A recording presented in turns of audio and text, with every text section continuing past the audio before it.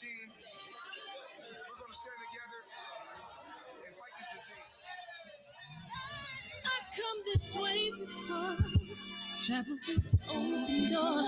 Circumstances navigated the path, and life happened all so fast. No, it got lonely sometimes. You see, I know we couldn't make it. Even when I'm offbeat, I still land on my feet, and nothing can shake me, cause I know life took a hold of me. I never. This is where I am destined to be. I'm not ready to give up. I believe in the miracle of life. Life's a break with no rehearsal. Learn quickly, they'll come for your role. Games we play, can't take it personal, cause the devil is a liar. I'm telling you the truth, it's all in what you do. Some things you gotta do. Fight for millions, take a second, see the blessing in it. But much expected, much is given. One that made the living, now I'm giving back to children. Never let the power come first before your happiness. Yes, you can be the best if you go the distance. Mix a little sweat with your persistence. You know that the best things are never instant. Just shine, let them see it brilliant. Get up, open up your eyes now. It's the moment of truth. No backing down. We're bringing it through like for the children, it's a given. You gotta give it, be a blessing.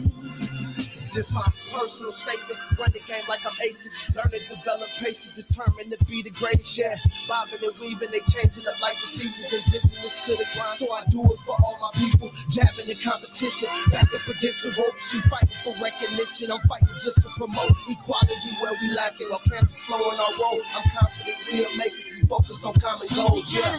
Give back, give love, giving something away. Never give up, stand tall to fight another day. 2 toes, 2 feet, I stand on the ground. I'm going wrestle and fight this final round. Life's a break with no rehearsal. Learn quickly, they'll come for your role. Games we play, can't take it personal, cause the devil is a liar. Telling you the truth, it's all in what you do. Some things you gotta do.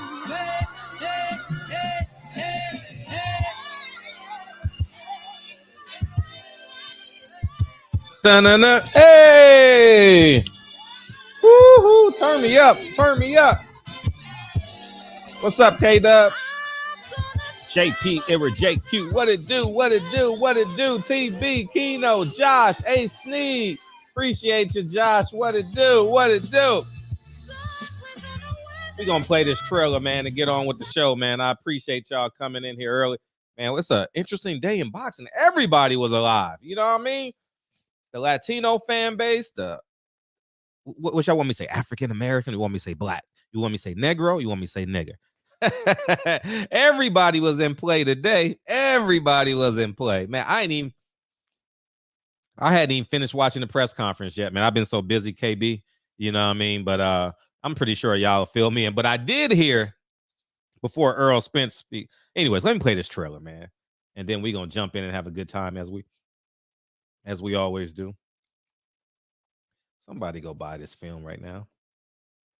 I said Malcolm alleged that some of Elijah's women were underage secretaries, and can you expound on that? Yeah, well, I guess they were, because they were there. I seen them myself. It's all true. Good evening, messenger.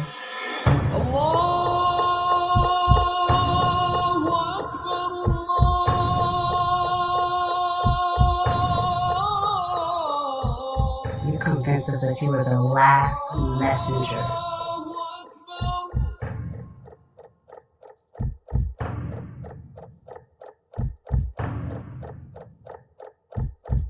How many other bastard children do you have? At least 15.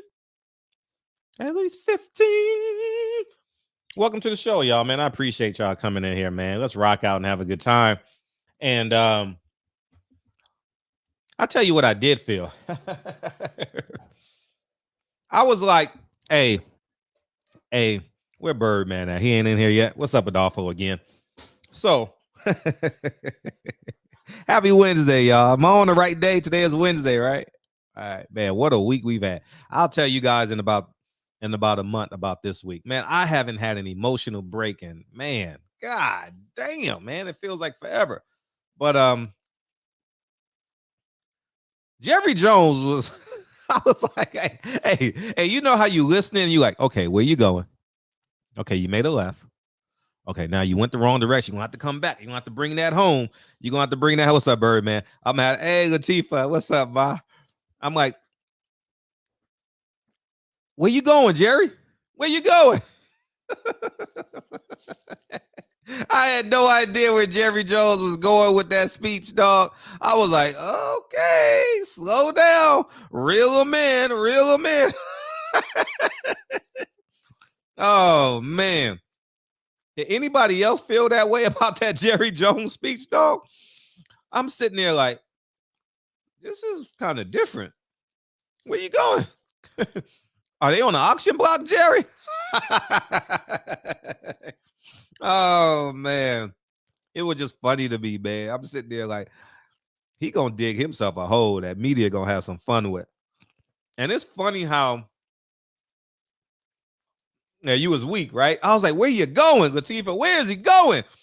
And it's funny how Jerry Jones' parents described black people to him.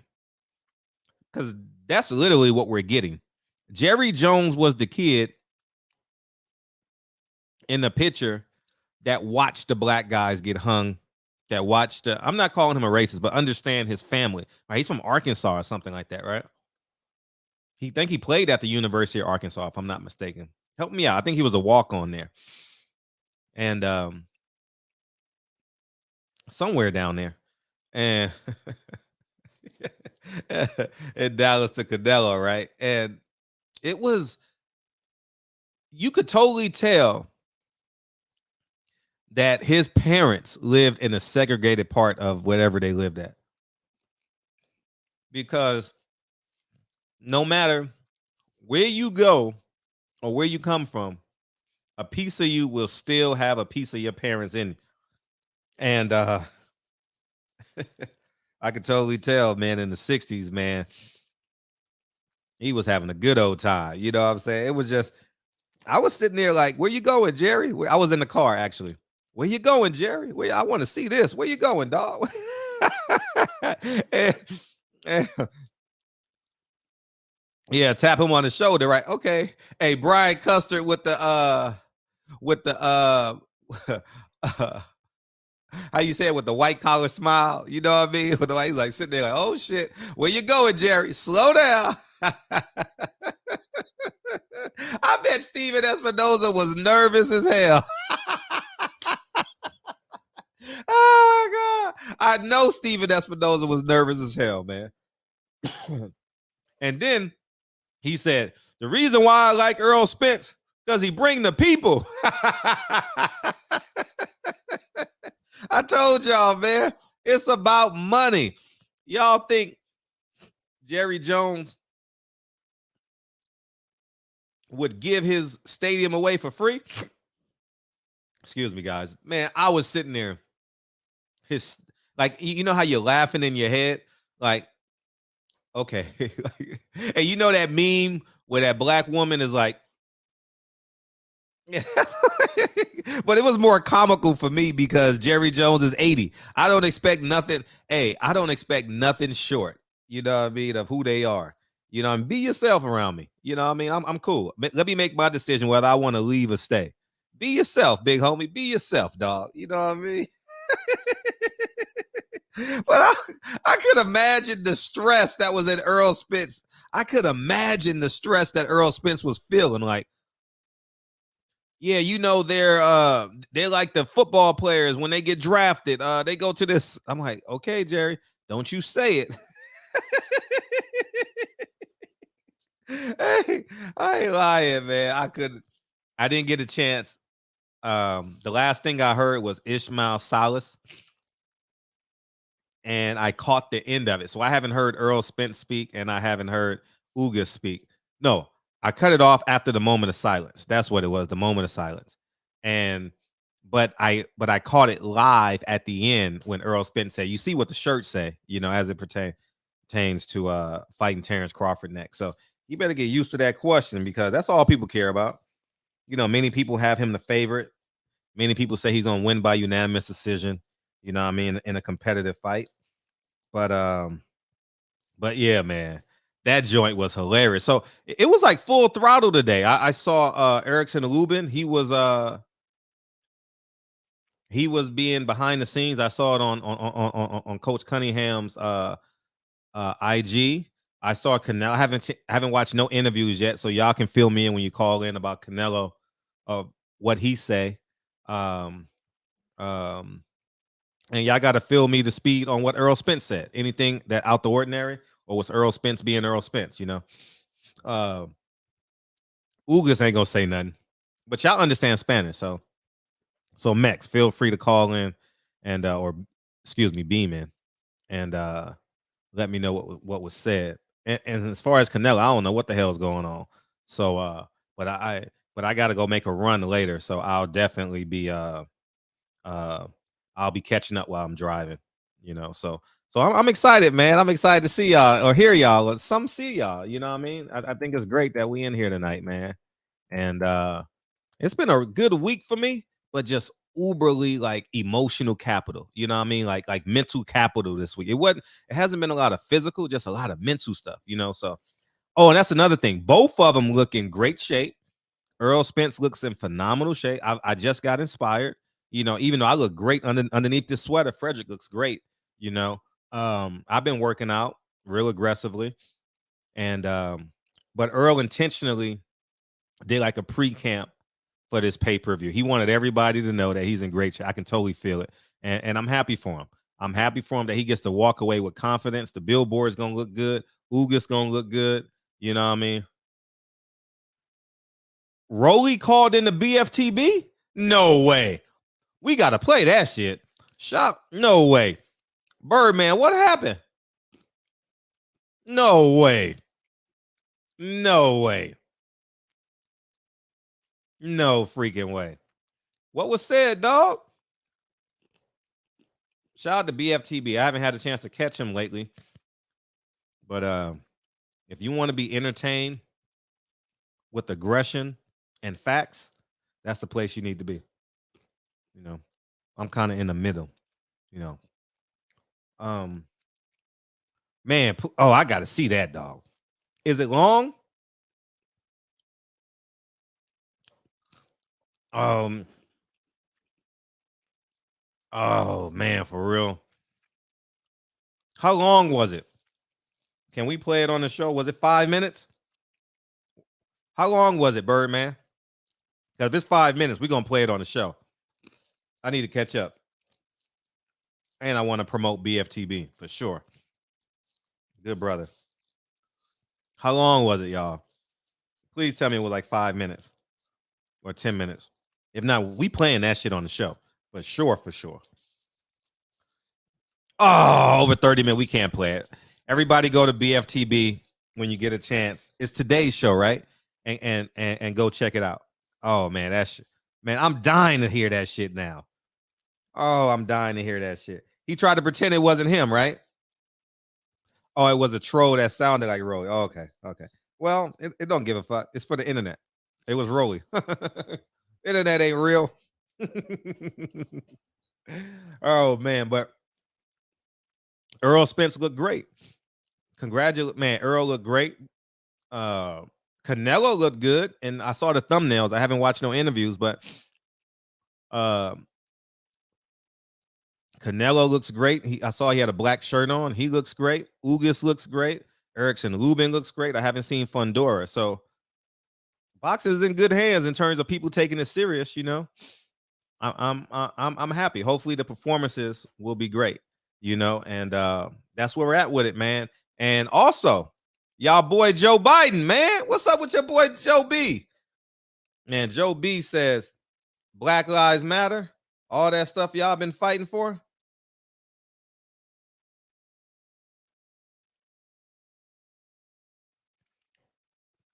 One second.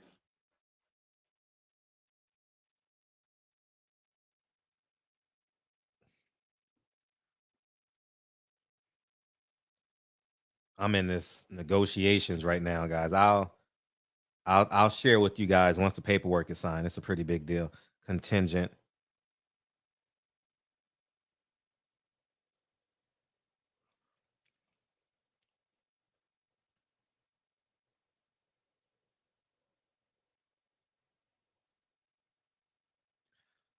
Yeah, that's it. That's it. So yeah, man, I got some great news coming just on a family level, on a Hawthorne level. I'll be glad to share with y'all. We should be signing papers tomorrow. So, oh man, and I'll have a great video for that, man. Hopefully, it inspires somebody just to bet and believe in themselves, man. Oh yeah, no, that was Rolly by the extra slob when he was saying his word. Oh man, oh man, yeah, man, that's dope. So, oh, your boy Joey Crack, man. Joey Crack, man. Joe said he funding the police, man. I told y'all. Where is Deacon? Where is all y'all Democrats at? All y'all indoctrinated, too intelligent Democrats. Oh, she came in. Oh, I didn't know you was coming in, Sedasia. I thought you had to work out. How you doing? I'm good, man. What's up? Oh, Sedasia Green is in the building. The mandatory for Franchon Cruz. How you doing? I'm great, man. I'm I blessed. know you only got a couple minutes, right? You got to spar tomorrow, right? Man, what? I gotta hit the mountain and spar tomorrow. The mountain? Where you training at? I'm in New Jersey. Oh, y'all got mountains there? What? Yeah, we got a place called Garrett Mountain. It's about 2.10 for one lap, and we run it probably twice a week, but I run it every day. So you know that's on an occupation tomorrow, very early. Wow! Congratulations! So you have a fight date coming up? I'm really training, just training hard, hoping for a chance to get on it. April 30th card at the Madison Square Garden, Katie Taylor versus Amanda Serrano, but I like to say Serrano versus Katie Taylor. So you got Serrano winning? Absolutely, man. The girl Really? is skills out this world. I've never seen another female like her. And you know, you got my the two girls in my weight class to fight for the undisputed. And I'm just staying ready just in case something happens with one of those two. Right. I'm willing to step in and replacement and fight both of those two. Right. I'm working hard, man. I'm just staying ready 100%. Wow. So before we jump into you, I see Sarah. Who's the pound for pound best fighter in the world outside of yourself? As far as the female is concerned? Yeah, females, yes. Pound for pound, I have to say Clarissa Shields. Clarissa Shields. Clarissa Shields 1A, 1B, Amanda Serrano. Wow. Amanda's really that bad, huh? Man, listen. Clarissa Shields has done it all. You can't take that from her. You gotta respect it, what she's done. You know, she's paving the way for other females. She's undisputed in I think 2 or 3 weight classes. So you gotta give her that respect. But Amanda Serrano, as far as skill wise, 8 division world champion. Right. Girl is serious, man. Right. She's serious, for real. So you play college basketball, yeah? Where? Old Dominion University. ODU. You was a point guard, shooting guard? Which one? I was everything, bro. I was everything, man. I can handle the ball real well, but I was strong. So you know, Wendy Larry, she had me at small forward, but one day I woke up and I'm like, man, I want to be a point guard. So and in practice, I colleged the point guard. my point guard was having trouble making this play, and I'm like, Coach, I could do it. And I challenged her, and I ended up playing point guard. So I did a Wow. little bit of everything. You're a hell of an athlete. I try to be, man. Yeah. I try to be, seriously. And what inspired boxing? I always loved it. It was so hard to do. Not everybody was walking in the boxing gym saying, hey, I want to box. It was limited. You got to have real grit, real toughness, and, patience to do this sport. You know what I'm saying? So I was a basketball player, and I was looking for ways to get in shape besides running because I hated running. And I'll never forget, my coach was like, man, you need better footwork, man. You want to be All-American, you got to get in shape, you got to run, you got to do this, you got to do that. So I'm like, you know what, I'm going to try boxing. It was right down the street from my house. And I walked in, and I seen everybody getting punched in the face. And, people sweating, crying. And I'm like, I'm going to do this. But my mother wasn't having that. My mother was like, nah, you basketball is the way. It's going to earn you a free education. And you need to have brains behind everything what you're trying to do, something that people can't take from you.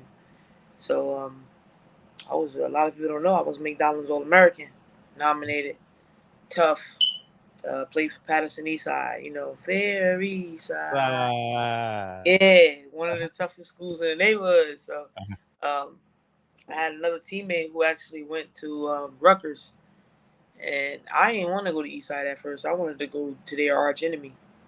Well, one of their enemies. And my mother, man, she had it all planned out. She was telling me I was going to college since I was the age of 8. So this was her plan. So I ended up getting a scholarship. I actually could have went to quite a few schools. I had letters and college letters offering me letters of intent, like bags and bags of letters. That's beautiful. I was in a boxing gym, and I had this one specific day, I had 3 letters of intent on my table, and I had a college coach waiting at my house, but they couldn't find me. My mother was calling my phone, I wasn't answering. So she called my very first trainer, who, I mean, the guy was amazing. Kendall Holt father, Barry Porter. I remember being in the gym, and I sucked at first, and he would be sitting in the gym behind a desk with glasses on, his feet kicked up. Everybody else thought he was asleep. I knew better. I'm like, this man ain't sleep. He just watching the gym. He don't want to be bothered with everybody. And I went up to him, and I'm like, hey, could you help me with something? And he helped me. And my mother called him, like, is Sedasia over there with you? He goes, yeah. Listen, Barry, she's got this, she's got that. He came to me. He's like, yo, you got to go home. Go home. Do what you got to do. Go to college. I don't got no scholarship for you. This is your education. He said, go and get your degree, and when you're ready and when you finish school, I'll be here waiting for you. You come back, we'll pick it up where we left off. And that's what we did. Wow. Yeah. So you got a degree and didn't want to go into corporate America? Nah. I could have went overseas, but you play 4 years of collegiate basketball, and you start seeing the politics of it, and it becomes more of a business. It wasn't fun anymore. When I was playing before, I was having fun. I'm sorry, I have my cats, man. Get out. Oh. I'm sorry, so sorry about that. I'm in college, and I'm playing, but it's not fun anymore, It's more of a, you got to be up at this time, you got to do this, you got to do that. Right. So my love started disappearing. But my love for boxing never disappeared. So I got my degree. My mother made a deal with me. My coach made a deal with me. I was just buying time. Like, I'm going to play. I'm going to give it my all. I'm going to come home, and I'm going to wreak havoc on everybody. Wow. That's what I did. Wow. And initially you was independent. Then you signed with Kenny Porter, correct? Yeah. So initially I was on the USA team with some of these same girls. I was on the USA team. I went to the World Championships. I was on the USA team with Clarissa Shields, Franchon Cruz, everybody. And I remember fighting at the at one tournament, and Kenny and Sean Porter was there, and I knew them. I knew them. Like I watched them. So I'm like, I think I said something like, I'm gonna spar Sean. I could take him out. I want to spar him, and he laughed. And Kenny Porter was watching me. He seen me in my last fight. He was like, he was very interested, and he gave me an opportunity to go to Vegas and train. And of course, I was heavyweight then. I was real heavy. So he gave me an opportunity to come out there and focus and train and lose some weight or whatever. Um, this happened to override into the camp of Sean Porter fighting Danny Garcia. So it was a great opportunity. It served its purpose. They taught me how to be true professionals. Right. They taught me how to, put boxing first. He allowed me to put boxing first because I was working. I was doing everything else plus boxing. But this opportunity gave me, to just put boxing at the forefront and focus and train and lose the weight.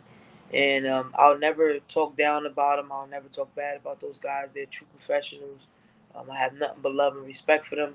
I went out there, um, changed 2 or 3 weight classes, and now, Wow. I ended up coming home, training with my team at home, and now you see Sedasia Green. Right. Is it They're- challenging cutting weight from in New Jersey versus Las Vegas? Could you feel the difference, the easiness? nothing. Losing weight is not easy at all. Okay, gotcha. The Makes difference sense. is focus. The difference is the fact that when I was in New Jersey prior to going to Las Vegas, I had 2 jobs. I was training, I was eating what I wanted. But when you go out to Vegas and you're on borrowed time, it's like, listen, this is your job, so you have to do your job. And I was doing my job in Vegas. Kenny Porter is a very, very strict trainer. He don't take no nonsense. Whatever it is that he asks you to do, you got to do. So, you training next to world championship caliber people like Sean Porter, who's his work ethic was amazing. So I had no choice but to get better in that aspect. So it is challenging though. I think I lost about 45 pounds. Really? Yeah. Wow. I started the process. I was like 223. I carried my weight. I carried it well. I carried my weight well. And now I'm contending and I'm fighting at 168.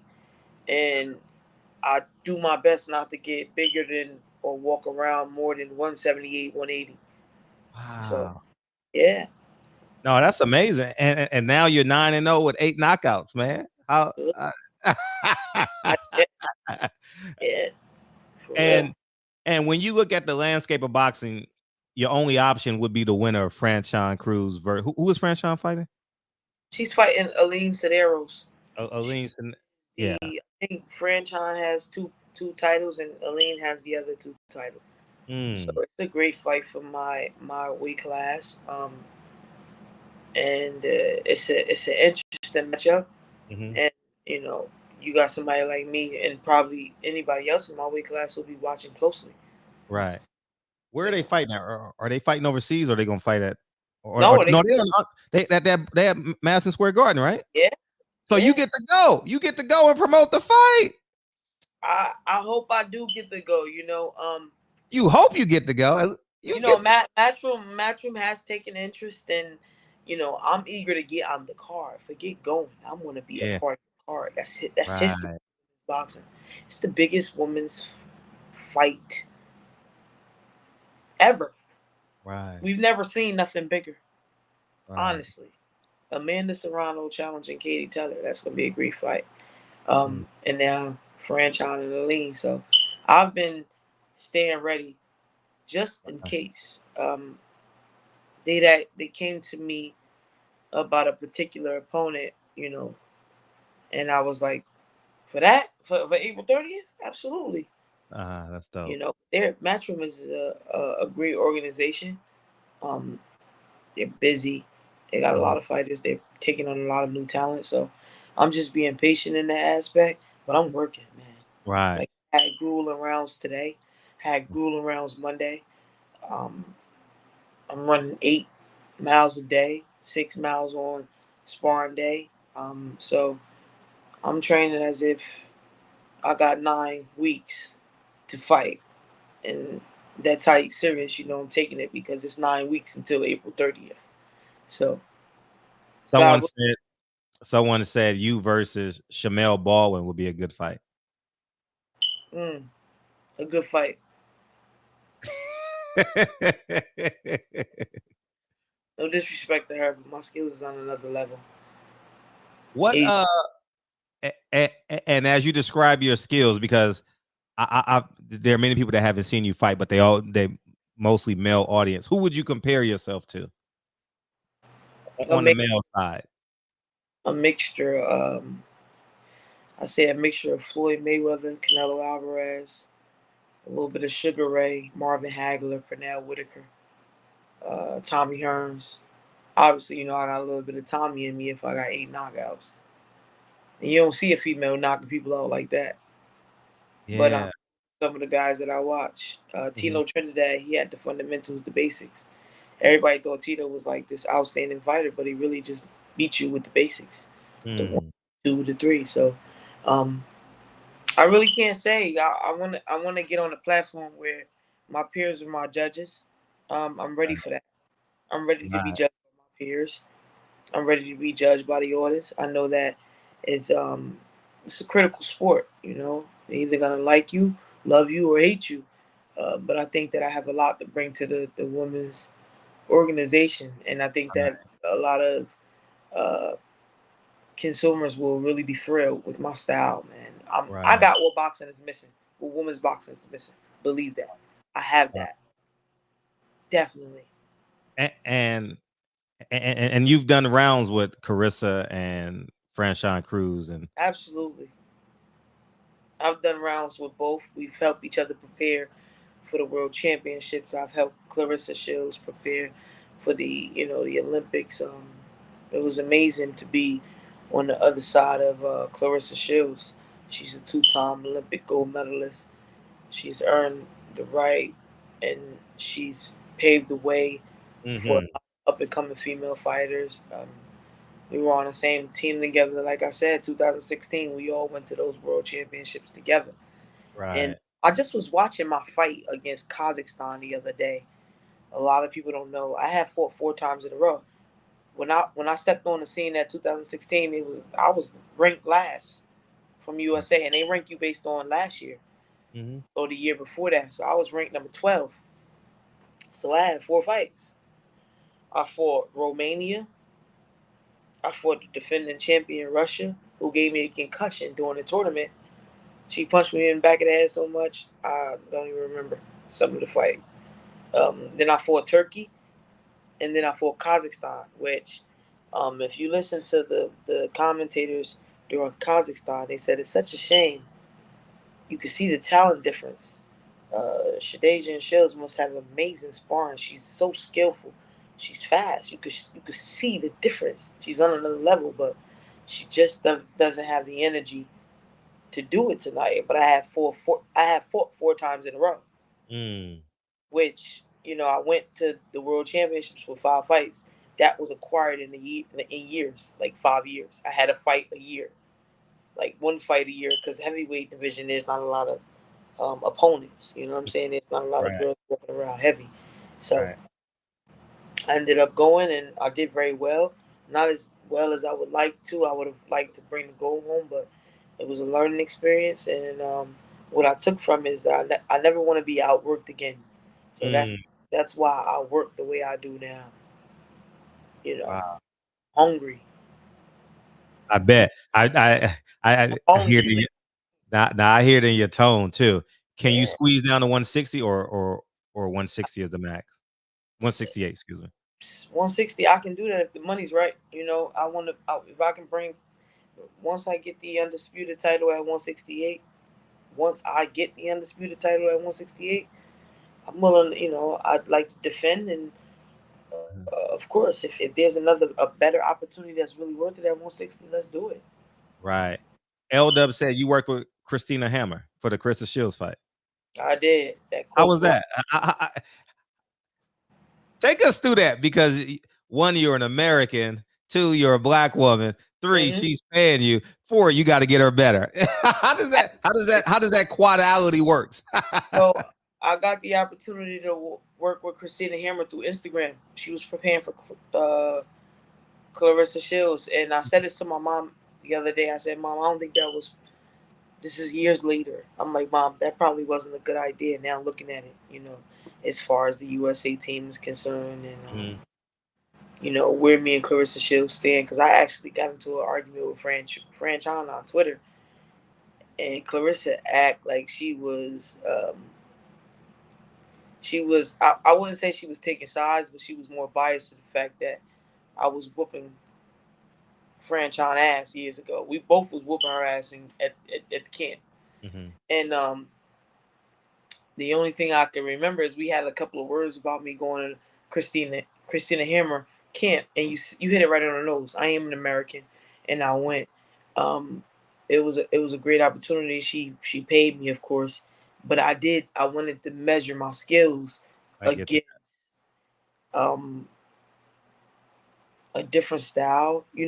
Different countries bring different styles, and she was the top tier of her country, getting ready to fight in one of the biggest fights that women boxing has had to offer. So I went out there and I helped her. It was a great opportunity. She got a good jab, and I just wanted to see where I was at. It was nothing personal. I did that and made that decision to go, and I dealt with the aftermath, and that was it. And before I went, I had actually asked, a couple of my mentors, I asked my trainer. My trainer was like, "Yeah, go." I'm like, but what Clarissa Shields gonna think? Because we was cool at the time. We was very cool, close. And they was like, "Man, don't worry about it. Just go." And I try to keep it on the low too. Oh, you can't keep that on the low. You using your passport? How you gonna? No. I'm saying, but I tried to keep it on the low to whereas my USA teammates didn't find out. Oh yeah, they gonna find out. Oh, ain't helped that. He went right to her, Clarissa, and was like, "Yo, how you feel about Sedasia Green going to camp?" You was the main guy that told me to go. Like, what are you talking about, man? Oh, right. You were the worst, man. So it was a good opportunity, Good. I'm glad. That was Russia. Nothing is in English over there. I cooked my own food. I think I might have even ate horse a couple of days. Like, it was crazy.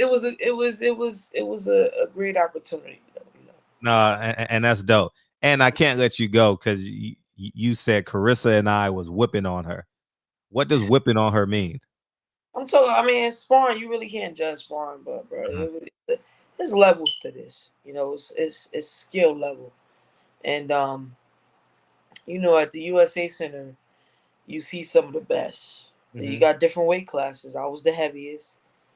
Fran Chan was right underneath me at 175. Clarissa Shields was at 165, and they heard the hype about me. Clarissa Shields is the hype, and we all flying in for the World Championship camp. So they're gonna throw us in the mix.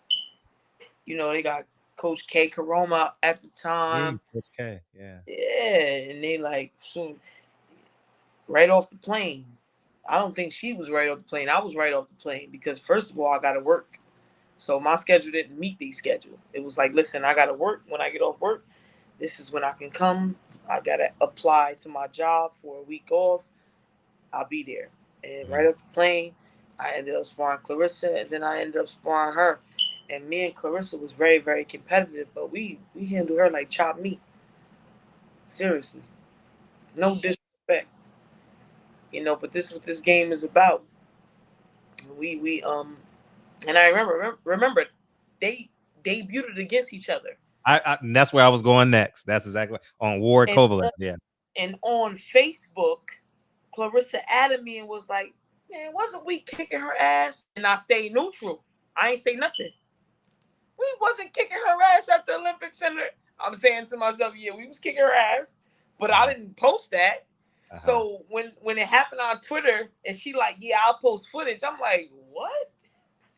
You know, once this was one of my first times going to the Olympic Center, because we had the USA versus the China duel, but I never got to fight because the China didn't send a heavyweight, so they sent me back home. Then I would come up there to spar Clarissa for different tournaments, and then the World Championship was my camp. That was like my Olympics.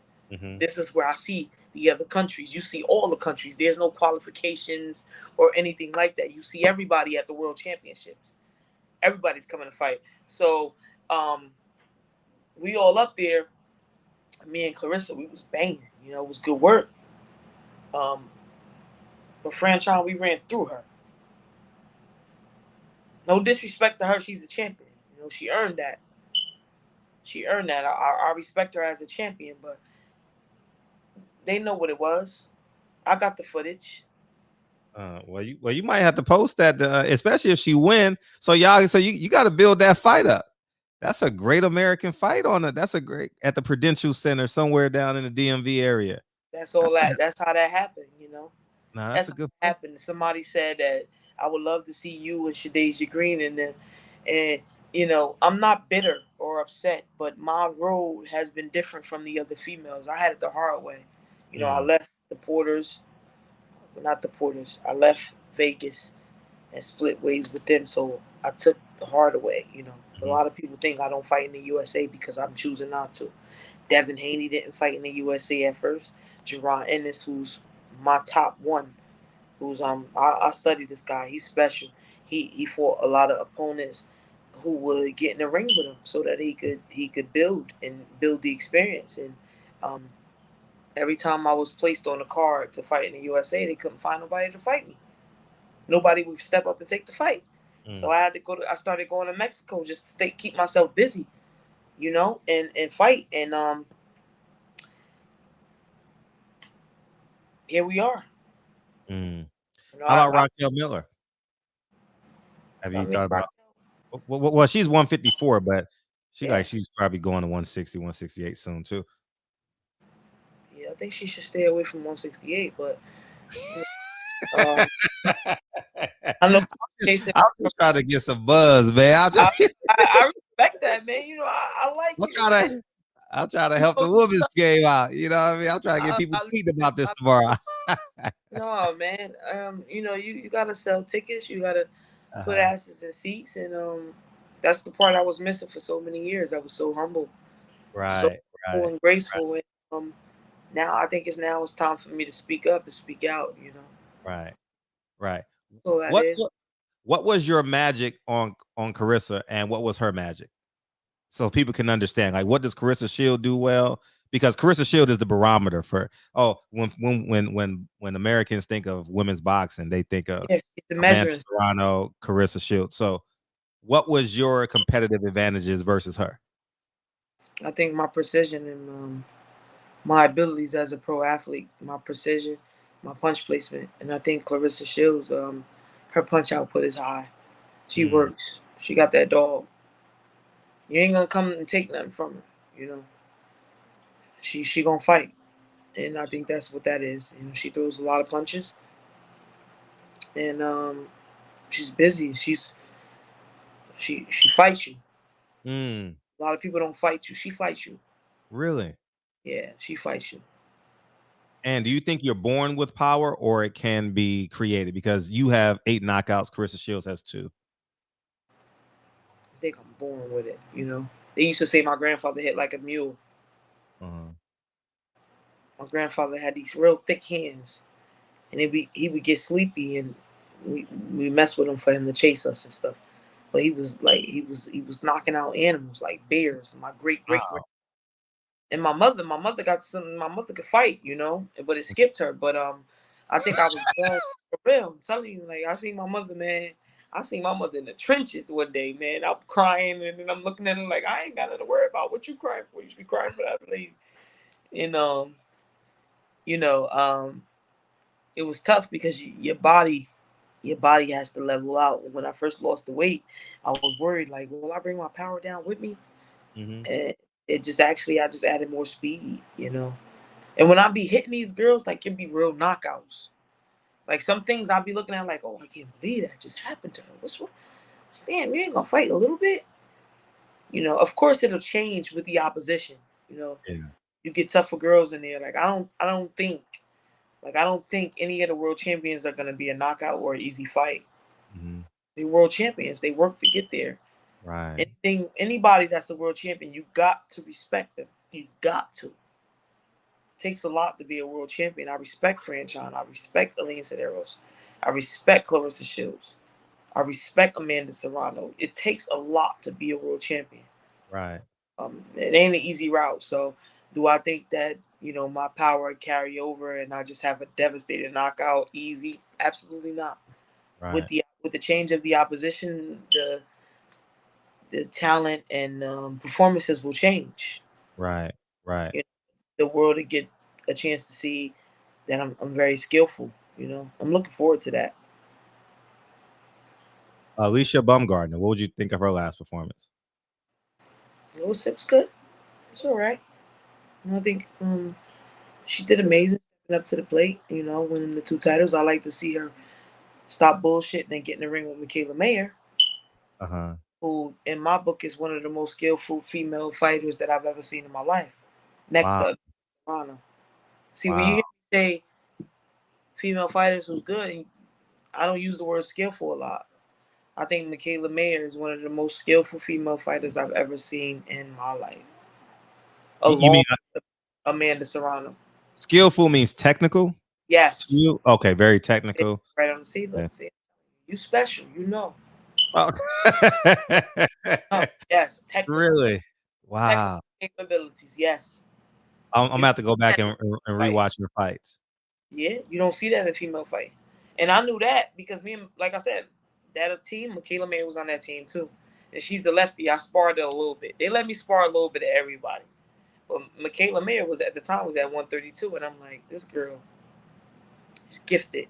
Wow. Gifted.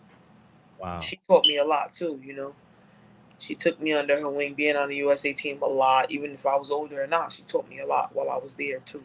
So she's I would love to see that fight happen. I would like to see that fight too. I mean, it's the year of the big fights. Like, right. Do what you got to do. Baumgartner, I think she's talented. I would love to see her and Michaela Mayer go up against each other. But whatever makes business sense in their eyes, I'm not a matchmaker, Right. And since you play basketball, how are your New Jersey, aka Brooklyn Nets, gonna do this year? I don't watch basketball at all. You don't? You don't watch basketball? Oh, okay. I hate it. You hate it? I can't watch basketball or football. I fall asleep, especially around this time. I don't watch it at all. So I feel bad for telling you this, but I can't tell you how about Brooklyn Nets gonna do. I don't even know their record. All right, what about fighter? Because I know you gotta get out of here. Estrada, she's been knocking people out lately. I like her. Me too. She's grown on me. Yeah. She's got a lot of grit, and she's mad cool. Yeah, I've met her a couple of times, interviewed her a couple of times, and I didn't know she had that in her. You know what I mean? Like she's just. You never know what got in you until you put somebody in front of you, and you don't got no choice but to like my coach. I got 2 coaches. I got Terrific Gifts, who trained Kendall Holt, and then I got Barry Porter, who's Kendall Holt's father. And Barry Porter is like my technical coach, and he'd be like, "Man, listen, your toolbox is full. Matter of fact, we're working on another toolbox, but you'll never know, your capabilities until you got to go in that toolbox." Right. Your garage and you fixing on something and you see an awkward screw or something. You don't know what tool you got to do to use it because you never seen a screw before. And you go in your toolbox and you're like, oh, this tool matched that screw. And you start fixing it, right? Right. That's Sedasia Green for you. Like, so Estrada, I mean, I think that she's been doing an amazing job with whoever's in there. She takes them out, No, she definitely does. We see her with better opposition. I think she handles herself very well, man. I like her. I like her. She's tough. Right. And people can follow you, Sedasia_Green, because you got to go run tomorrow. And I appreciate you making this sacrifice. Sarah said she got to go work out. Be quick. Yeah, platform, man. For real. You know, I've seen you around. You interviewed some of the best top fighters in the world. Thank you. Nothing but love from here, and I appreciate you, you know, allowing me to come on your platform, man. Come back though. Come back after the Franchise Cruz fight. Hopefully, yes. Not hopefully, yes. If you fight on that, and that was my leader. Even if you do or don't, you got to come back that Sunday or Monday because that's gonna be a big show in the shop. April 30th was gonna be a mega show here because we got Shakur, Oscar Valdez, and we have Serrano versus Katie Taylor. Yeah. So it's gonna be a mega show here on the 31st. Is it 31st or May 1st? One of them. But yeah. It's gonna be so you got to come back and talk your ish. You know what I mean? Yeah, and let's get that fight going. And I'll have Franchon come the following week. And we just keep it going. We just keep it going. And then somebody will pick up the fight and boom, everybody gets y'all. We happy, y'all get paid, and y'all get the fight. Yep, because the boxing fans gotta want it. So yeah, the boxing fans gotta want it. Yeah. Thank you so much, man. I appreciate you. Oh, that's love, Sedasia. That's love. And the boxing voice loves you, man. Yeah, man, they do. They all right. They go. Nah, I much respect to the boxing voice, man. My guy Ness, man. You know, he always pumping you, dog. He always pumping you, and I appreciate. What he saw, man. You know, Ness been in the gym. He been in my gym. He trained with my trainer a little bit. So it's hard to become a fan of something you ain't seen, and I haven't had that platform to showcase my skills. But that's okay. It's coming. I'm humble and appreciative of what I have done, and I'm looking forward to doing more. Well, thank you, and we're looking forward to having you more. I appreciate you, brother. Thank you. Man. That's love. And tell Sarah we said thank you. For sure. I will. Thank you so much. Thank you, Mr. Sedasia Green. Thank you. Appreciate you. All right, love. Sedasia Green. Sedasia Green. I met her. It was myself, Barack Bess, who is half of the Ak and Barack show, and Kenny Porter. Kenny Porter shows up calls me. He says he's downstairs and he says, I'm going to go see a fighter in Jersey. I'm like, dude, we in New York. Why the hell are we going to Jersey? What the hell? New York. If you in New York, you don't go to Jersey. So I'm confused. So anyways, I go down and we head over to Jersey. And he didn't tell me it was a woman. I'm looking around for the fighter. I should have told her this story first, but she had to go. So we'll say it last time. I'm looking around like, where the hell is the fighter? Where's the fighter? Like, I don't see where the fuck why are we here? And then lo and behold, it was Sedasia. So yeah, man, congratulations to her. And I'm glad the Porters actually inspired us and she lost 45 pounds. That's beautiful. That's beautiful. That's beautiful. And now she's fighting at 168, you know, and I've seen her work. That girl can go. Yeah, right. Yeah, right. That's what I'm saying, Broken Traditions. Make sure y'all go follow him, man.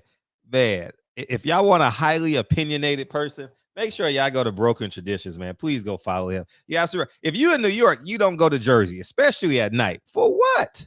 What are we going over there for? You know what I mean? But thank you, Sarah. Keep them coming, Sarah. All of them. Keep them coming. Keep them coming, man. We're going to get them all in. You know what I mean? It's important, you know, that the fans meet the fighters and the fighters meet the fans, you know? And, but yeah, women's boxing. That's going to be a good day for me. April 30th, man. I'm probably, because they're going to play the women's fight a little earlier.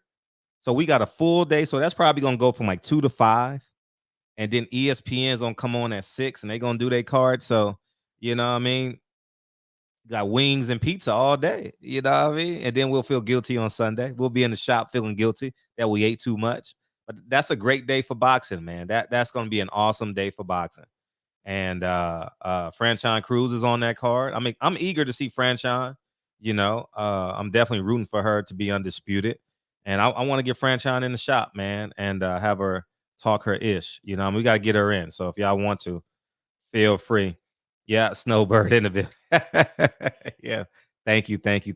And yeah, we got to get Franchon in here. Yeah, that'll be dope.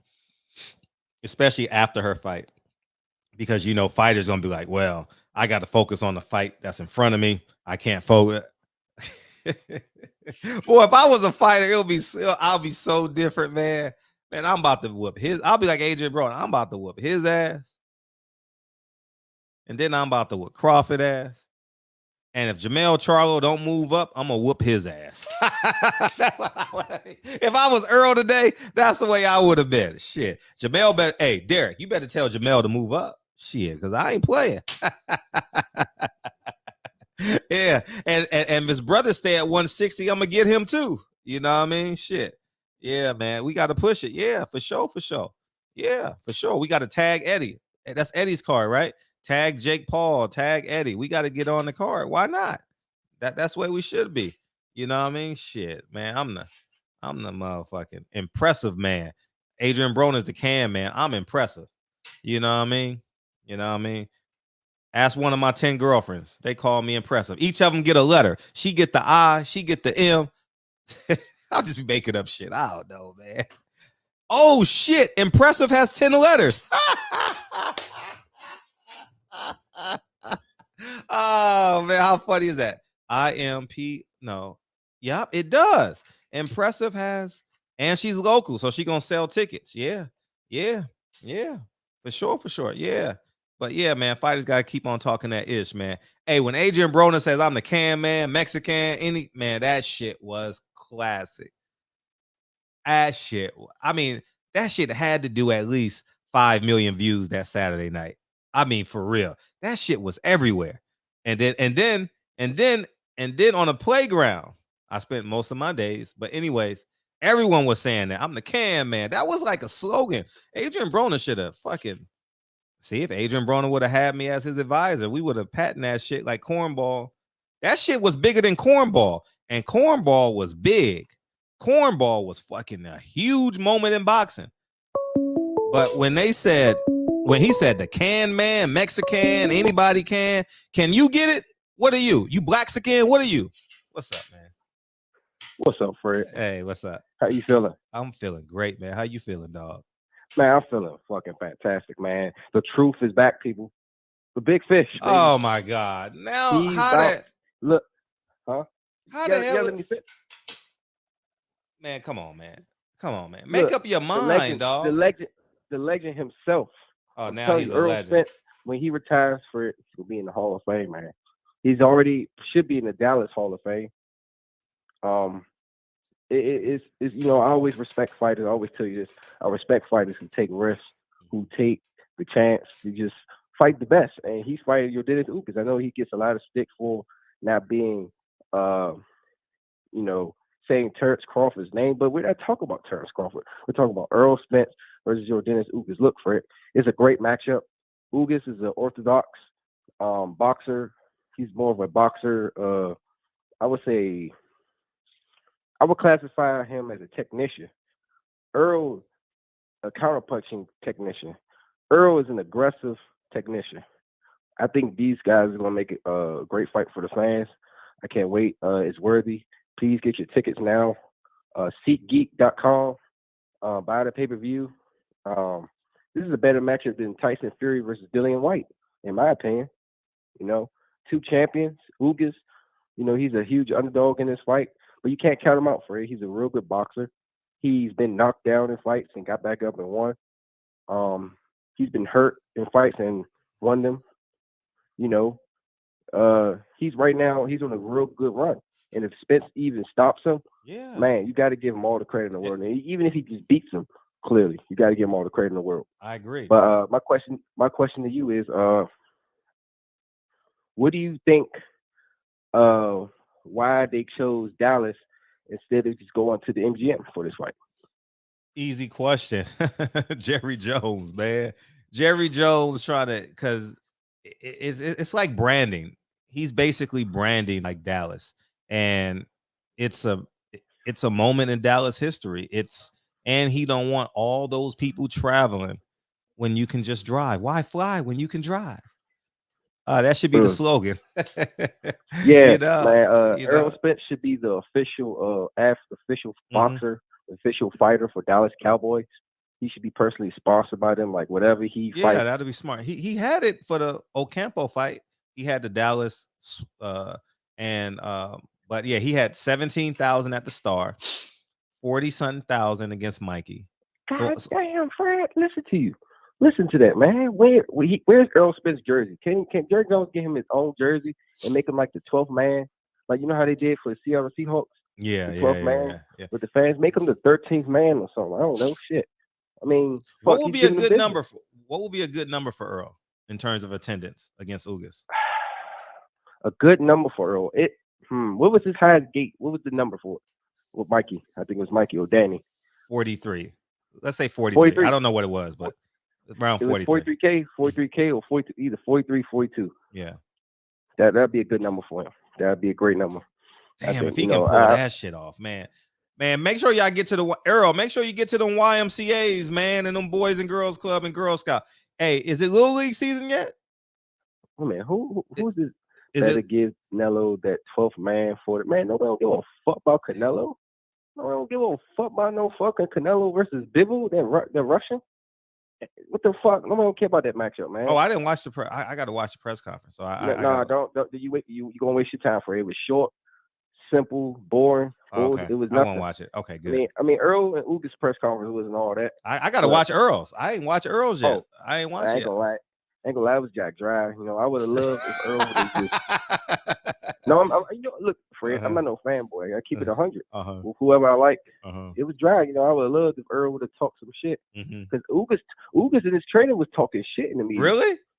Yeah. I gotta watch it. Ugas in the media, he been saying in the media. Beat him. Yeah, to the media. Well, he gonna beat him.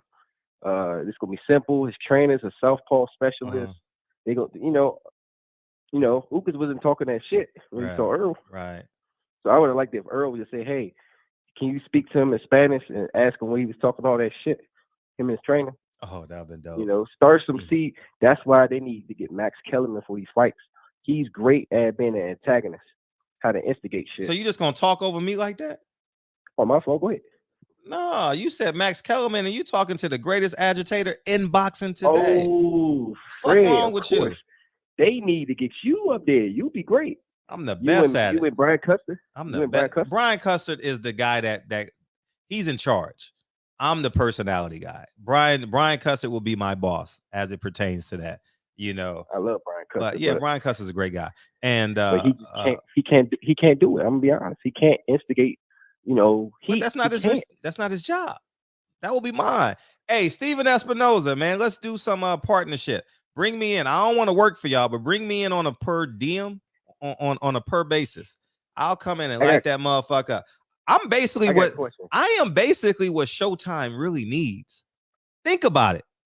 I am the lack of flavor that Showtime doesn't have. Showtime don't have that flavor. They really need me. They done tried everything else. They need me, dog. That shit would be great. Classic. Yeah. I think they missing somebody to antagonize.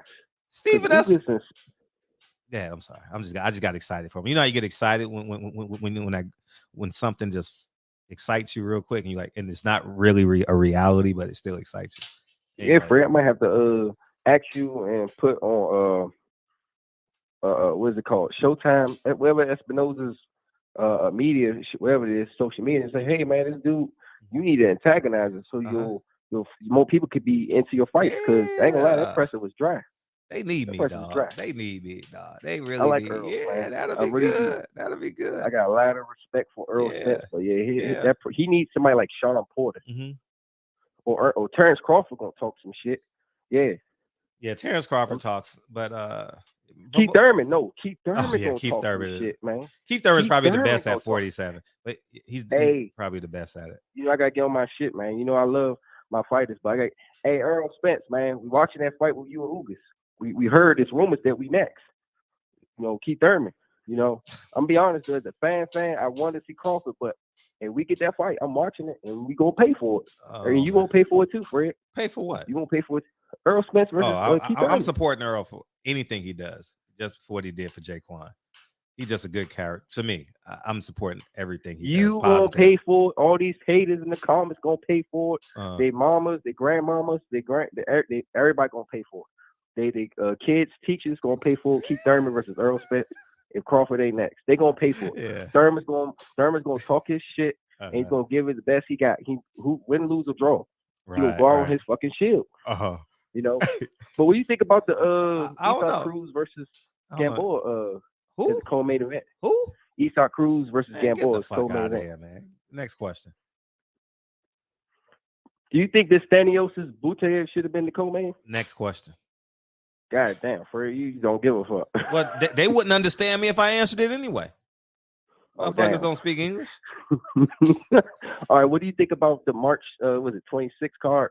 Now they took the Jamel Charlo. Yeah, I saw that. His own card. I saw that. I should have reported that shit because I knew it. I should have reported that shit last week, but I fucking, you know how things, you get things in conversation and you like, I knew they had took him off the card and pushed Tim Tszyu to. But yeah, I've never seen Tim Tszyu fight, so I'm interested to see him fight. Yeah, I could give you a good synopsis. He's basically like, he's an aggressive counterpuncher. Like he comes forward and he goes to the body as well. He's got a good body attack. He doesn't really move his head a lot. He mainly blocks. He chooses to block and parry instead of moving his head. Goes to the body. Likes to work the jab a lot, but he's basically.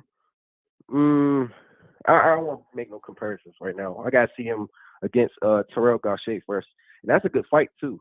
Gausha knocked the fuck out of Jamalta Clark, who should have beaten Fundora. People forget about that. I thought Jamalta Clark beat Fundora. Yeah, I mean, it was close. It was close. I mean, he outthrew him. So, but yeah, he was close. But that's why that's one of the reasons why I think Erickson Lubin gonna have a fucking field day with him. He got to protect that chin, Fred.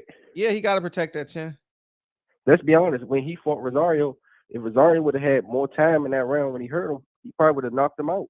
Mm-hmm. People forget when he hurt Lubin, it was like, 10 seconds left in the round?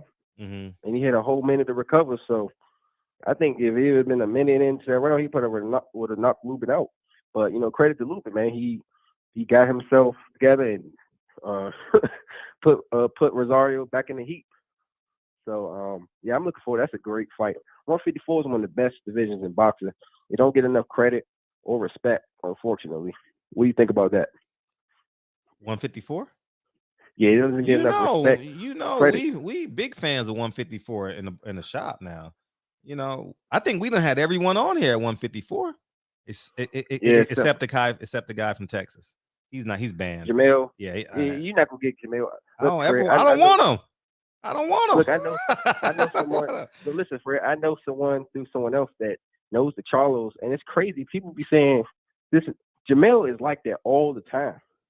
According to that person, they say he's always like tense and just Apollo Creed. I know him. But not Apollo Creed, but a club of language. I just can't allow for me to be the exception to the group. You know what I mean? Like, you can't disrespect everyone that supports me. For 2 years, y'all been coming in here every night calling, and y'all broke ass Wilder fans. I wouldn't do that for nobody. My God. No, I'm not doing it. Yeah. I don't care if he picks Wilder to win or lose. I don't give a fuck about that shit. My job is to get you to say it, to get you to say how you really feel. Poke your chest out. And but to call you a broke ass fan and then I go in and interview him and be like, oh yeah, no, man, you got to feel the burn from the people who support me. You know what I mean? Like, I'm carrying y'all questions and y'all energy, y'all bravado, when I covered fights. And, and I think Jamel did a great disservice to himself. And more importantly, he was too disrespectful to the fans. Just too disrespectful to the fans, man. Mm-hmm. Well, I got, before I get off, I got two things to talk about. One of them, what do you think about Eastside Cruz, Oscar De La Hoya? Not to say he's lying, man. He didn't give that man $1 million. Cut it out, man. $700K? No. 600? No. Because Ryan Garcia hadn't even made $500,000 yet. Well, that's true though. Yeah, I think he makes more of his sponsors than what Oscar's paying. Man, he ain't for sure. Man. So I got a question. So it's part of my question. What helps Al Haymon besides him being an advisor and has an advisory contract protect, him from overruling the Muhammad Ali Act? You know, where there's They don't things know. where fighters, They don't know. or they don't know what they're getting, basically, but when they get these No, offers. I really believe these fighters as a whole don't know. Maybe in pesos, don't know their full range of power. Yeah, I because genuinely believe that. Yeah, because Al Heyman fighters, a couple times this happened. This is fact for anybody. They can look online if they want that they get offers. Some of them get offers and they don't even know they got an offer. Oh, that Like happens. That happens. But I'm not gonna sit here and I put all them monkeys in the forest. You know what I mean? All of them do the same thing. If Oscar don't want his fighter fight, we didn't get no offer.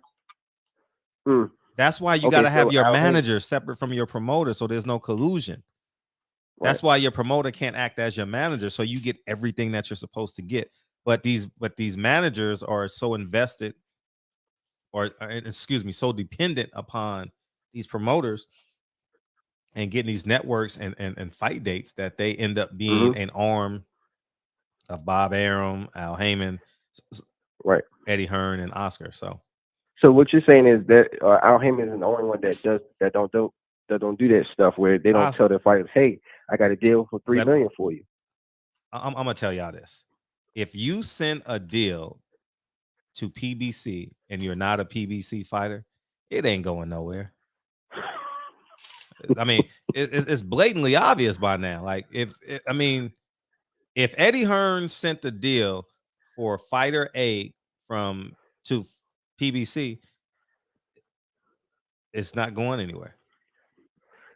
Everybody knows that by now, though. Everybody know PBC is a fortress. It's your discretion whether you think it's good or bad. I'm just telling you the truth.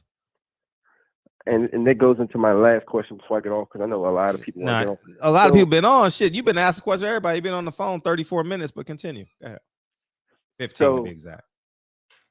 So basically, with you saying that, what can a fighter do? Okay, that sounds like it's overriding the Muhammad Ali back, not overriding it, but violating. When you're telling your fight, when you know if your fighter's getting the most money offered, and they don't have an exclusive deal with a network or nothing, and you're saying, well, I don't know. And if a fighter finds out, what should they do? Because some of these fighters don't find out shit till someone on social media tells them. Yeah. And ain't that a lawsuit? Yeah, but these fighters can't afford to take legal action, though. You know what I mean? Like, it's expensive to go to court. You got to pay the judge. You got to pay the lawyers. You got to pay everyone that works in the court. You know what I mean? You got to pay the state. You know. So hey, I'm 100. Why don't you call in and see if you can make a better call? Something along with it. Well, half the people in the chat think I'm terrible, man. So you know what I mean. So take it with a grain of salt. Anyways, but they do want Champion Heart play the damn song 5 minutes ago, and he's probably right. You want to call in? He's probably right. Hey, he's probably right because you've been on the phone quite a long time, but the phone ain't ringing. Champion Heart was gonna shout out your show though, but damn, all right, I feel you. All right, I'm out for it. Peace, dog. Yeah, man. I'm excited for April. March is not so much, but we gonna make it through March. But April, it starts off with the Final Four. So the Final Four is gonna be dope. And then the following week, we got Erickson Lubin against Fundora. He gonna beat the shit out of Fundora, dog. Like, I'm telling you, dog, I have no doubt he gonna beat the brakes off of Fundora. April 16th, we got Spence Ugas. 23rd, we got Fury. And April 30th is the granddaddy of them all, as Keith Jackson would say. We got the two beautiful ladies down at Madison Square Garden, and we got 135 in Vegas. It don't get no better. I mean, it can get better, but in terms of excitement, oh man, April got us locked in. You know what I mean? And that's the way it should be. I'm happy about that.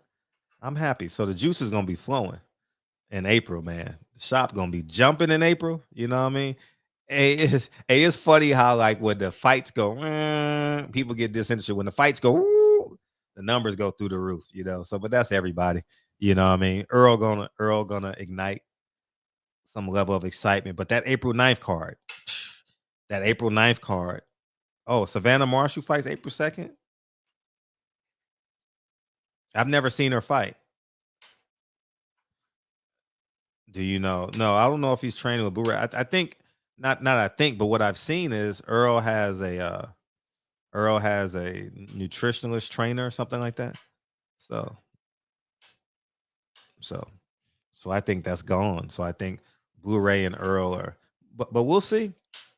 You'll definitely see the results April 16th. Now, the man had a year to get Earl ready, so he had a lot of time, or however much long he was with him. So, you know, hey, you know what happened today? So Dre and I were driving, right? She was driving, and I was working. I was working at the same time, right? And so I had to do a whole lot of work, right? And I'm just listening to Ugas.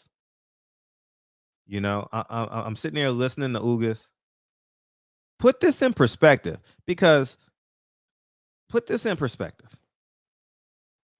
Ugas, Brian Custard said, or not either one of Brian Custard or Steven Espinoza said,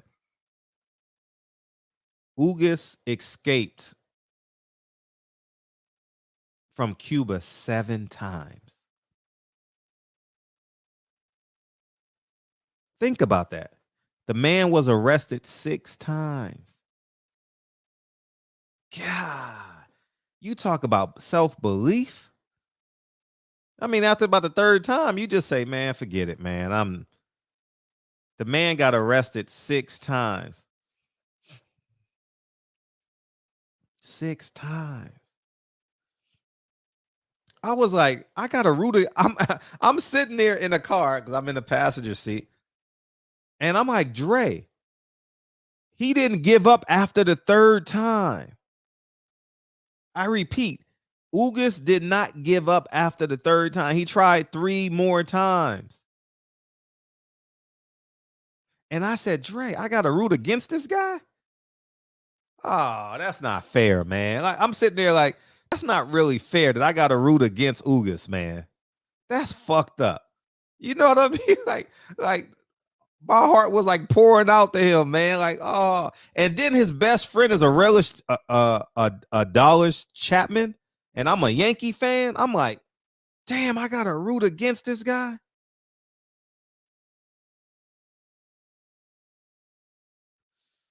Damn. Wow. What a story. If that man spoke English, man, I would love to go to Vegas and sit with him in his house, and he showed me the pictures, and Fox Showtime gonna do all that, but God, man, I give that man all the credit in the world, man. I give that man all the credit in the world, man. Yeah, I don't have to root against him, but it's hard for me not to want Earl to win, though, But damn, wow, that man, those Cuban fighters got stories. You know what would be a good documentary? But they don't speak English though. Fuck. Would be Showtime should do it on all the Cuban fighters, because you got Salas over there, you got Laura, you got him being Ugas, and that's it. So I think that would be pretty dope. And you got Guillermo Rigondeaux, you can bring him in, but they don't speak English. So, but still, man, you got Luis Ortiz. How come PBC don't do shoulder programming like on their own? How come they don't just take things straight to YouTube? They be dropping the ball. Every week they should have they should do a weekly show on YouTube. It don't cost no money. I know they do the interviews, but like I want to know like it would be interesting to know what's that heavyweight that got knocked out twice? I would like to know how Adam Kornowski's doing right now. He just had a baby. He got knocked out twice. Are you retiring? What's up? I want to know what your life is like right now. Like all these fights. Like I don't know. Maybe that's just who I am, but I would watch that. Like I would literally watch some human interest stuff. I would like to see Gary Russell and his family in their house, not in the gym, but in their house, in dad's house and mom's house. I would like to see that. And the list goes on and on. Like, and I'm not talking about famous fighters. Like I would like to see Oscar Valdez and his alligator or what crocodile, whatever it is. I would like to see that.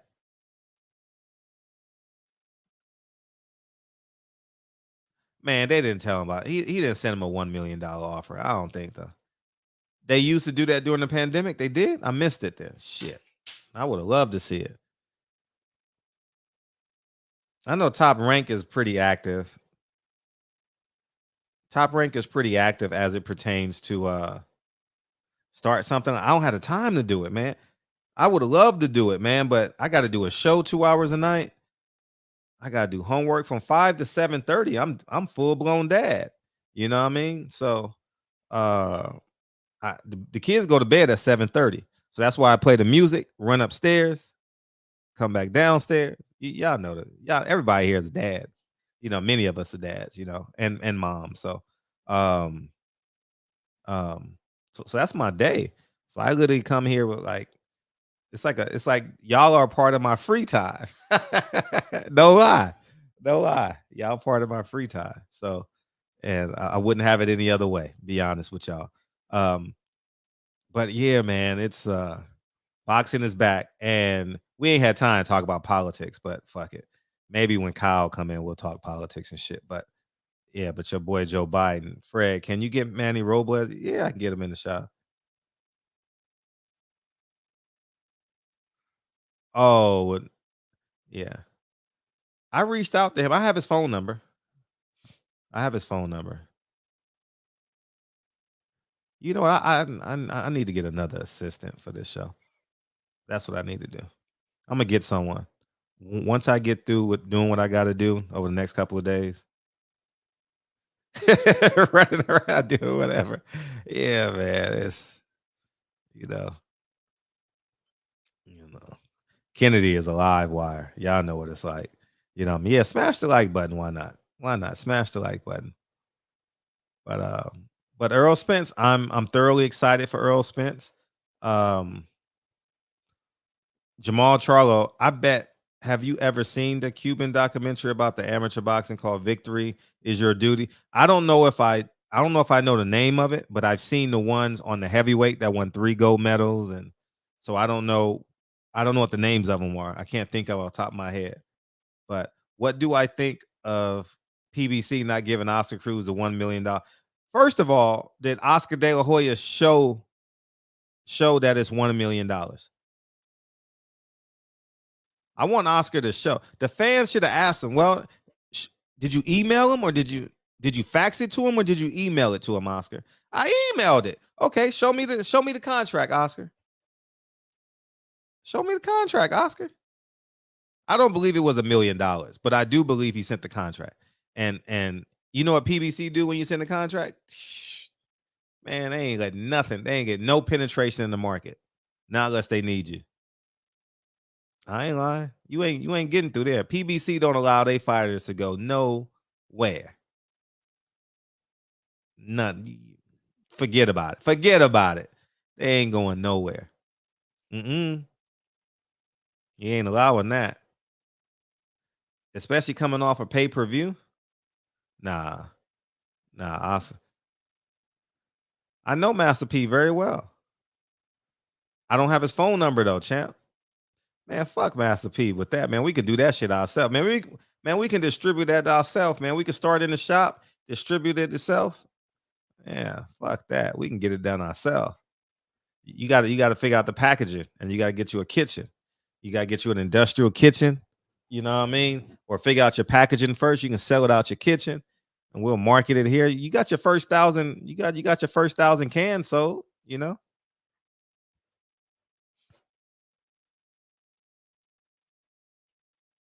Yeah, I mean it PBC won't allow Isaac Cruz. They allow Fortuna to go. I mean, shit, but they ain't letting their top 50 fighters go. For sure. Charlo, Billy Joe. Billy Joe don't want to fight no more. Billy Joe is done. He's done. He got that money. He gonna fight again though. He ain't got discipline. He gonna fight again because he gonna go broke. I'll bet anybody 25 push-ups. Billy Joe Saunders will fight again, and it's gonna be because he has. Billy Joe Saunders got habits, and don't you know he's little in person, man? I met him, man. That motherfucker little, man. He my height, man. He little. He look tall on interviews, man. That man little, man. He little. He little. He tiny, dog. Of course, he was making weight. It was fight week for him, but he's nowhere near as big as you think he is, for sure, for sure. Yeah, Billy Joe Saunders got bad habits, man. We seen it. We ain't stupid. You know, I wish him well. Hopefully, he get them demons done. You know, Billy Joe 6'2". Yeah, right. Hey, you guys saw Tyson Fury when Tyson sniffs a lot, man. Don't be fooled, man. Man, I grew up around that shit, man. You ain't about to fool me. Oh yeah. Rucker Park. No, the Drew League. I was in the documentary for the Drew League. I had a quick cameo. That's when I was working for the newspaper. Yeah. The LA Sentinel newspaper. Yeah. Good times. Yeah, Baron is a good guy, man. Baron loves LA. He loves LA stories. Baron Davis produced and directed that. It was phenomenal. It's actually on Netflix and all that. So I'm actually happy for Baron. Yeah, and actually Baron just bought a house in the neighborhood. Baron lives in the area. I don't know where, but someone told me today that literally today, Baron Davis bought a home in the neighborhood. So yeah. But yeah, Baron does a great job with telling LA stories. He had a documentary on gangs I thought was really, really good. It's on YouTube, by the way. You guys should check it out. Just type in Baron Davis gangs. I saw it about 7 years ago, maybe 10 years ago. It's been a while. Whatever it is, it's been a while. And he loves telling those stories. For sure.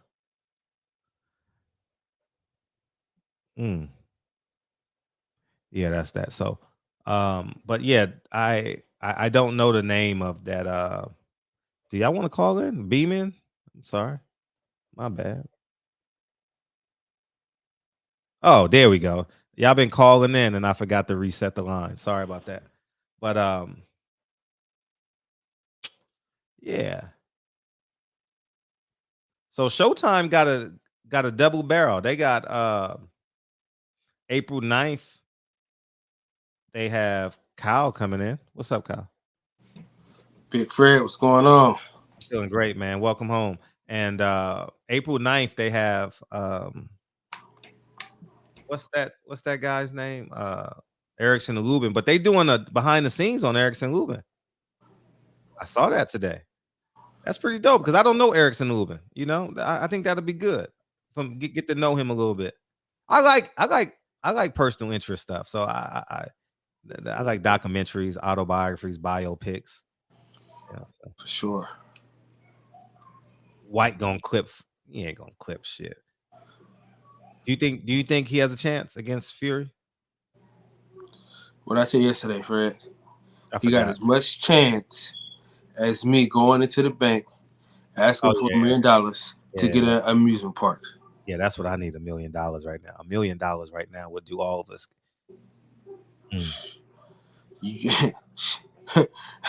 Hey, what we talked about on Flex, boy, you gonna be all right. Yo, if I got a break like that, I need it right now too. I'm sitting there crunching numbers, but yeah, man. So Earl Spence. I'm excited, man. Hey, they said the press conference was boring. Was it? It's Earl Spence and a motherfucker that can't speak English. What you think? Okay, boring. Okay, so I mean, but nigga, what I'm asking because I didn't see it yet. No, I'm saying the niggas the niggas that saying it's boring. It's like y'all know that's who he is, and it's like the thing about it is the only reason why the Sean Porter press conference was so exciting is because Sean Porter is out of pocket. You know what I'm saying? Yeah, You know, yeah. Sean Porter was talking that shit. Oh, shit. But Ugas is very respectful. You know what I'm saying? See, Ugas knows he got an ass whooping coming.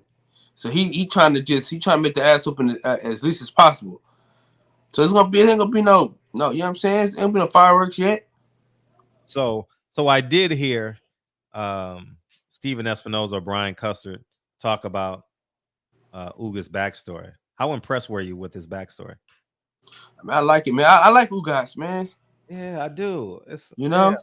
I mean, it's sad that he got to get his ass whooped, but you know, I like Ugas. I do too, man. It is. It's only listen. I can count them. I can say about 5 niggas I just don't like. You know what I mean? I got about 5. You know, the Charlos ain't even in the 5 as far as niggas I just don't like. You know what I'm saying? I just don't like how they disrespected us. You know what I'm saying? So I ain't fucking with them. But like, as far as like niggas I just don't like, I got about 5. You know, Keith Thurman, number 1, numero uno. Well, Sean Porter don't even count no more because he's retired. He's a personality now, right? Dillian White, musty ass, huh? He gonna come back though. Yeah, let him come back against Ryan N and stuff. Dillian White, I don't like that motherfucker. I don't even got 5. Fuck Canelo Alvarez, I don't like that motherfucker either. But I don't hate him though. See, that's the thing. I just don't like the guy. But Oscar Valdez, I just don't like that motherfucker. I don't like that motherfucker either, dude. I don't like that nigga. But see, the hatred, I only got hatred for 2 people though, bro. I'm telling you. Sean Porter. He said the Charlos dressed like Migos. Yeah, that's true. That's true. All the niggas dressed alike, man. The motherfuckers get it straight off the rack. The motherfuckers got, hey, how much was this? 13,000? Oh, that shit gonna look fine at the fight, dog. Yeah. Hey, I'm trying to figure out why the fuck is bell bottoms in style right now. Who wearing bell bottoms? Niggas is wearing bell bottoms, cuz. Where? This shit's ridiculous, man. Where? What they doing? Everywhere, man. They got the pants that go over their shoes and shit, bro. I'm like, what are y'all doing? Like they got like they taper, so they skinny and then they go over their shoes. I'm like, what is going on with y'all niggas, man? But I did see that dude, Keith Stanfield. Did you see that? Who that? Keith Stanfield. You know what I'm talking about, right? No, you gotta like explain. He's an actor from Get Out. Which one? The brown skin brother, the skinny one. Oh, with the picture the one with the hat. The one that was in he was in Sorry to Bother You. I don't know about that, but I know what you're talking about. When you take the picture, the nigga like grabbed, like, you know what I'm saying? Yeah, I know what you're talking about. Yeah, he's in Atlanta. He's in Atlanta. Okay. He was in Judas and the Black Messiah, right? Yeah, that's what I was trying to get him. That's what I was trying to get him to. What do he do? I mean, I'm trying to see why niggas keep painting their fucking fingernails, dog. The fuck is that about, man? I don't know why men don't want to be men. I don't know why motherfuckers. Why is it so uncool? Why is it the photographer, the photograph he was in? Somebody said something hella funny the other day. I can't remember who it was, but they was like, cause they trying to get females, cause these women they love all these dykes, so I guess they trying to look like the women to get the women. Man, that shit was hella funny. I forgot who said that shit, but that shit was hella funny, dog. That shit corny, dog. The shit was funny. No, I'm saying what he said was hella funny. Though. He's like, man, these niggas trying to be females because the females is dating all the females. So I guess they just trying to. Come on, Sarah. Come on, make yourself feel at home. So I thought your boy was coming. Calling. Who? The guy that you helped Monday. He was on Monday. He'll come back on. We'll have him back on close to the fight. Okay. Where you fighting at? Atlantic City. Fred, you had to get off your ass, Fred, for this one. I won't go to this one, but I'll go to the next one. The number's on the bottoms. 323. You got a new fighter, my boy. Yeah, I do. Man, that motherfucker big as hell, cuz, for 140. Yeah, he big. I mean, he's a football player, so he's still That keeping. nigga like he hit you, it's over. That's what he look like. That nigga like if he hit you, it's over, nigga.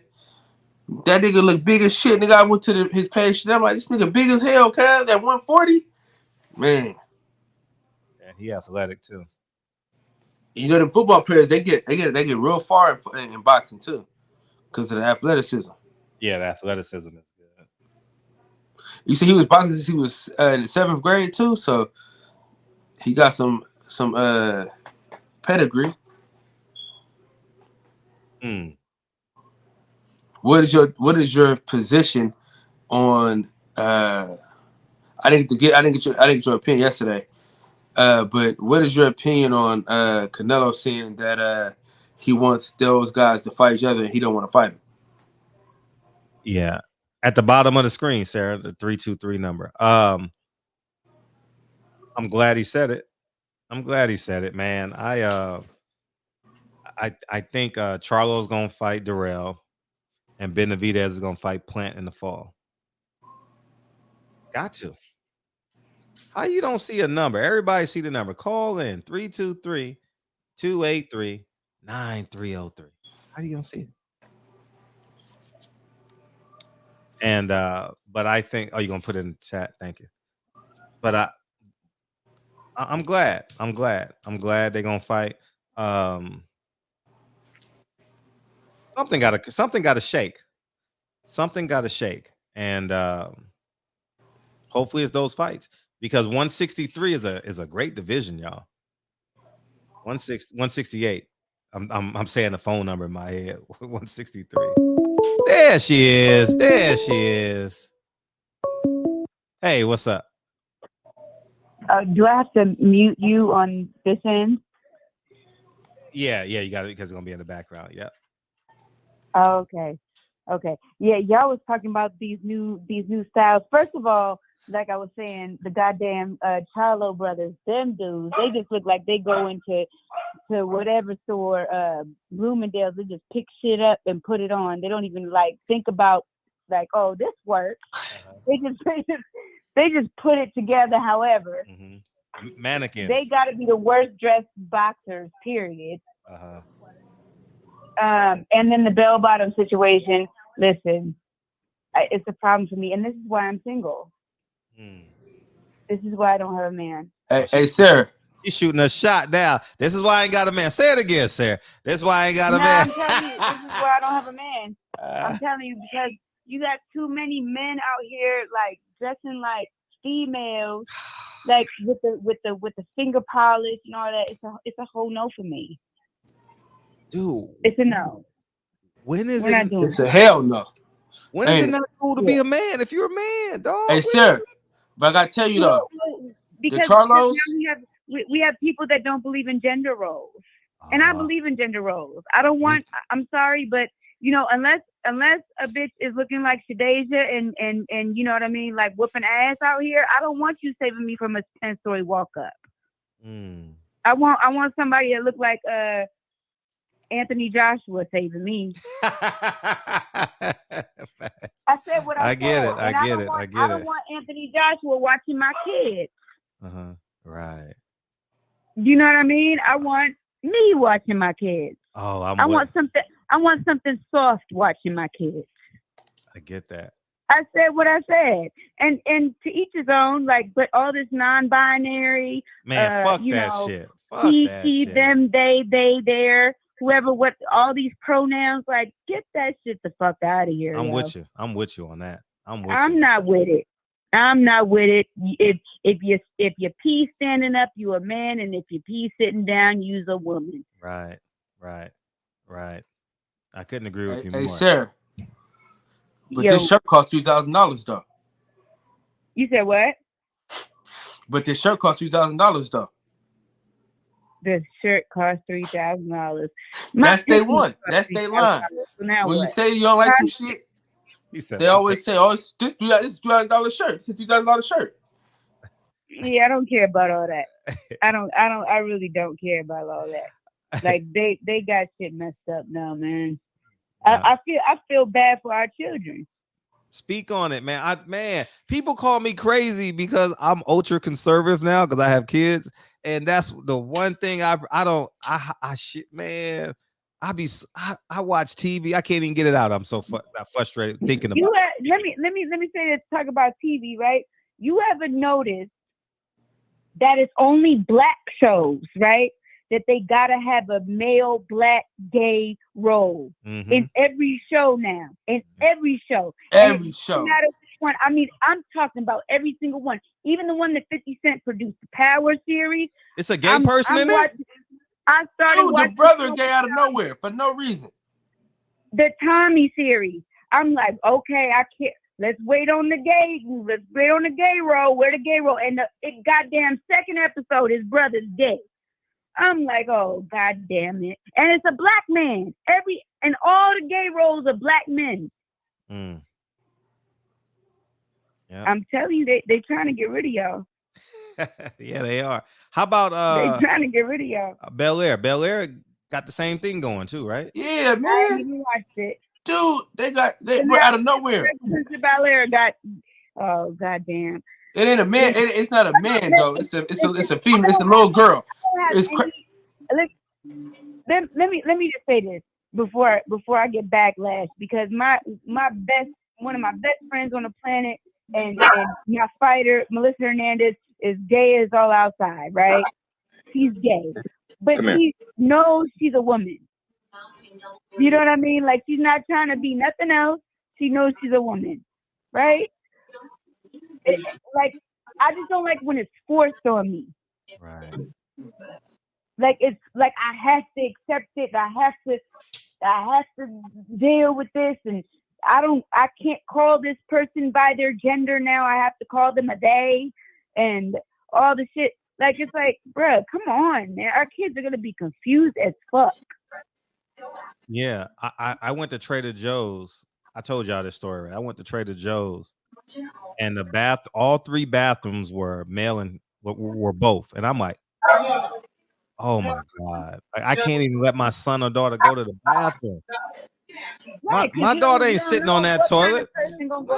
But my daughter, that too, number one, and number two, my daughter ain't sitting on that toilet. No, like, you gotta. Right. I'm gonna put a diaper on you or something. Pee in a diaper. You know what I mean? Because I ain't, man, call me crazy, but daddy's a man, mommy's a woman. That's it. Right. That's that it. Part. That's it. That's it. It ain't no in between. You can't go to the doctor and then go swimming. No. We ain't playing none of that. But then now, even in boxing, we go back into boxing. We got a female out here fighting men. Yeah. You know what's her name? I think she fought. Matter of fact, Franchon knows her, and I'm sure Sedasia knows her. What's the? She from Mexico. Name? I don't even know what to call it. What's her name? She was a man. She could take the testosterone. Now she's a man. Now she got it. She cut off a tit. Oh, she's done? Oh yeah, she did the whole thing. Oh. She fought professionally against a man, and she signed to Golden Boy, and Everlast put her as a model. Wait, time out. Stop this shit. The girl that fought Franchon Cruz is a full on dude now. That one, she's transitioning. Mm-hmm. But the one I'm talking about, she's an actual man. I'm gonna look up her name right now because we talking about it. I'm gonna look up her name right now. Yeah. She was on. Yep, Alejandra Jimenez. Yep. Yeah. Turned into a man. Had a whole full-on sex change, and she fought professionally as a man. Did she win? Now, when I tell you, when she start fighting real killers, oh, she gonna get hurt. Wait, time out. She gonna get hurt. Did she win? She's the one that fought Franchon Cruz. Yes, she won. No, different chick. Different chick. She fights in a lower weight class. I think she fights like 130 something. Oh, it's another one. It's another one. And my DJ that girl Khaled was transitioning. That fought Franchon. Okay. She was on testosterone. Yeah. Mm-hmm. And so this one, she's actually fighting men already, and she signed with Golden Boy, and Everlast sponsors her and had her on the website. Man. Yeah, man. That shit is that shit. And speaking of that, Kevin It's Brown. like you're gonna get fucking hurt out here. Oh, what's Like, gonna I'm happen? sorry, no matter how much testosterone you take, boo boo, you are not a dude. Nah, you can't. Nah, it's. And how do you she fight for a world title if she's on testosterone?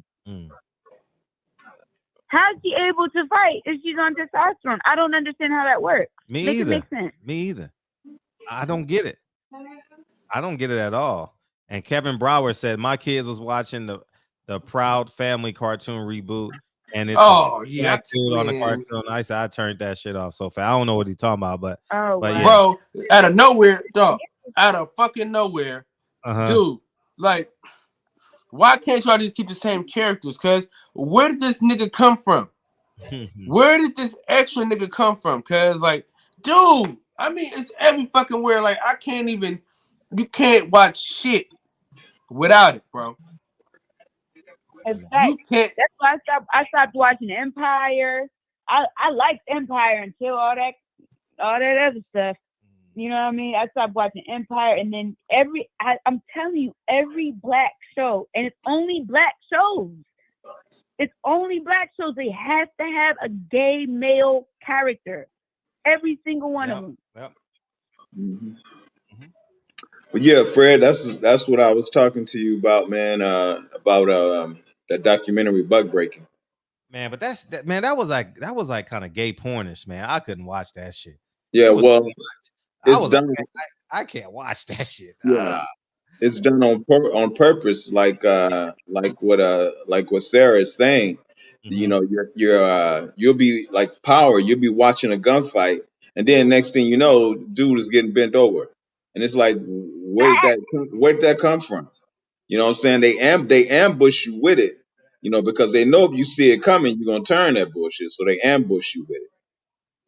You know, and it's and ambush, like she said, ambush ain't even the word, boy. Yeah, like she said, it's only being pushed, you know, to our community, and it's done on purpose. And Kevin Hart sitting on the man's lap in a dress. Yeah, man, come on, man. I mean, that's why. Man, control that dog, Champion Hart. That's my dog. I know. That's her dog, not mine. Don't worry, May 19th. May 19th. I got everyone in their roles. Yeah, May 19th. Checks and balances, goddammit. Checks and balances. Yeah. Don't blow your mind. Yeah, facts. But yeah. But Sarah, I couldn't agree with you more, Sarah. I couldn't agree. It's sad, man. And I mean, and I'm upset with it, and I'm not even black. Yeah. You know, because I have a black daughter, and I'm just like, yo, I can only, like, my grandkids, and they're just gonna be so confused. Yeah. Yeah, and they crowbar. You have the storylines where they crowbar it into the storyline, and it's like, what is the point of that? Why are you just crowbarring? You know what I'm saying? This shit into the storyline, and it's moved in our shows. You know, Champion Hart, bro. The fact that what's his name, bro? The brother got the brother on Power, right? That shit happened out of no fucking place, man. I mean, like, bro, y'all could, dude. I mean, let the nigga be gay all you want, but dog, every 5 minutes we got to see this nigga hugging, kissing, shirt off, nigga. God damn. Yeah. No bullshit. See, they spoiled us. See, we got spoiled, Champion Hart. They did it on purpose. They gave us all the titties we wanted. And then as soon as we got comfortable, they comfortable now, huh? Take this.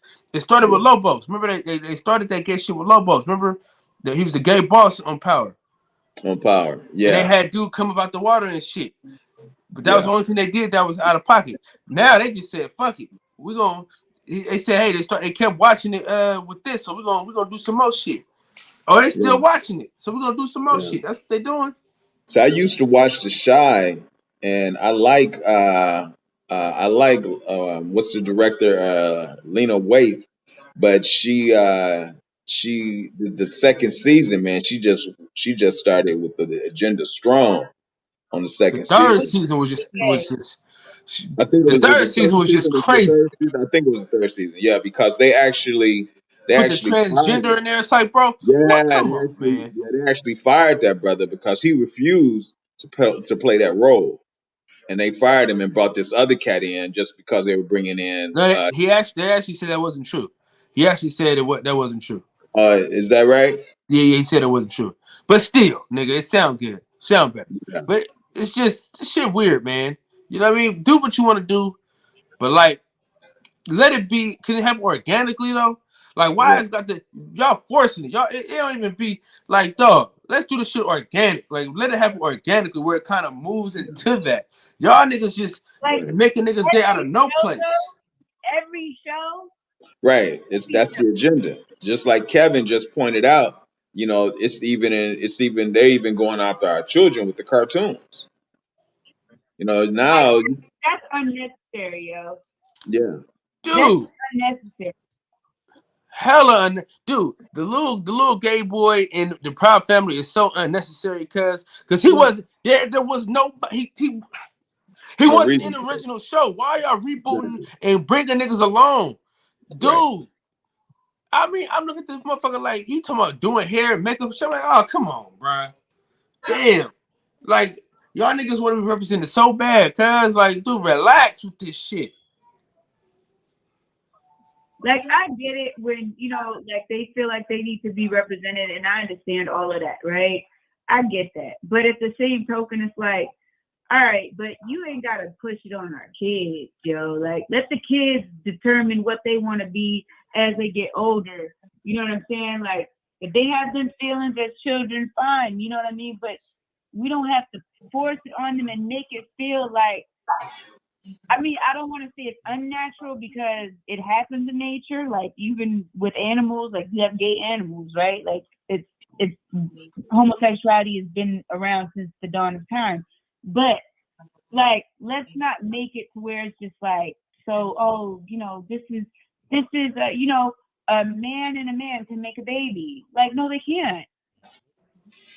This is not a natural way of life. This isn't how you procreate. Like, it's just not. And we're making it to our kids like, oh yeah, this is okay. This is the way to live life. No. Once they're adults and then they choose to live that life, fine. Then you still gotta love them because that's your baby regardless. But that's their choice. But when you live in with me, I'm gonna push my agenda is gonna be like, yo, a man and a woman make a baby. That's just what it is. If you're a woman, you find a man. If you're a man, you find a woman. Now, if you have them feelings early on, I mean, what can you do when your kid gets to be a teenager and they're rebellious and they're gonna do what they want to do anyway? But I'm not trying to force the agenda on them. Right. Well, if the representation thing is false because they've been represented for a long time, but it just hasn't gone full blown like it has now. If you go back and you watch, and I don't know if you watched, if you've ever watched those Dolomite films. There's a character. There was a female. There was a male character in there who was transgender back then in the Dolomite films. So their representation has always been there, but this agenda is something else. Well, Dolomite was also not really mainstream. I don't want to say it was mainstream, as where Power, this is right. mainstream television we watching. You know what I mean? Right. Like you got full on shows like Pose, which Pose, I feel like it's more of not a documentary, but it's something that actually happened in New York City back in the 80s and early 90s. right. With the HIV and coming out and the how they would do those shows and walking and in the balls and all that. That was all real stuff that actually happened. So it's more like a documentary type of situation.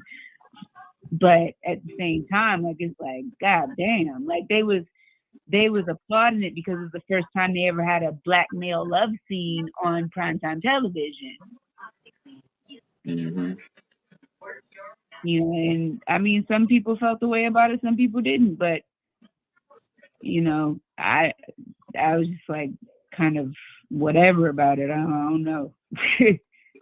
What are your thoughts on that? Well, you know, I'm aware of the agenda. Um, whenever you have a, whenever you have a, That's your dog, Champion Heart? that's my daughter's dog. Yeah, Man, yeah, get that dog under control, man. he wants to play, man. But yeah, whenever you have a sitting president tell you that it is okay for an 8-year-old child to decide whether or not he or she wants to be a little boy or a little girl, then that lets you know that this thing is bigger than what we think it is. Right. You know what I'm saying? And the thing is that we have to make ourselves aware of what's going on. And I always, always tell brothers and sisters to pick up that documentary, Buck Breaking. You can get it on Amazon, and so that you can kind of see what they're doing and What's recognize it it. called? Buck Breaking. It's on Amazon. Breaking. You can get it off Amazon, or you can go to the site buckbreakingfilm.com, or you can get it off Amazon. And That's the name of it, dog? yeah, this documentary really breaks it down. Man, I can't watch no. I can't get past the name, dog. Buck Yeah, break. it's heavy. Man, that Buck shit's breaking. rough. I Yeah. Butt breaking or couldn't watch buck? it. I Buck couldn't breaking. watch it. I'm just saying I couldn't watch it. I couldn't. Champion told me to watch it, Name, yo. and I said, "Nah, I You I said can't watch butt breaking, cuz I can't watch no shit like it. that. Man, I couldn't watch it. I It's a tried. whole no. I couldn't watch it. Dog. I couldn't We watch gotta, that. we gotta say pause and no homo and all type of shit, man. You gotta see Paul. Yeah, that shit was rough to The watch. audience is like, what the hell are y'all talking about right now? Yeah, sir. That shit was rough. Yeah, it's heavy. That's wild. hmm Yeah, it's heavy. It's a wild place we live in, man.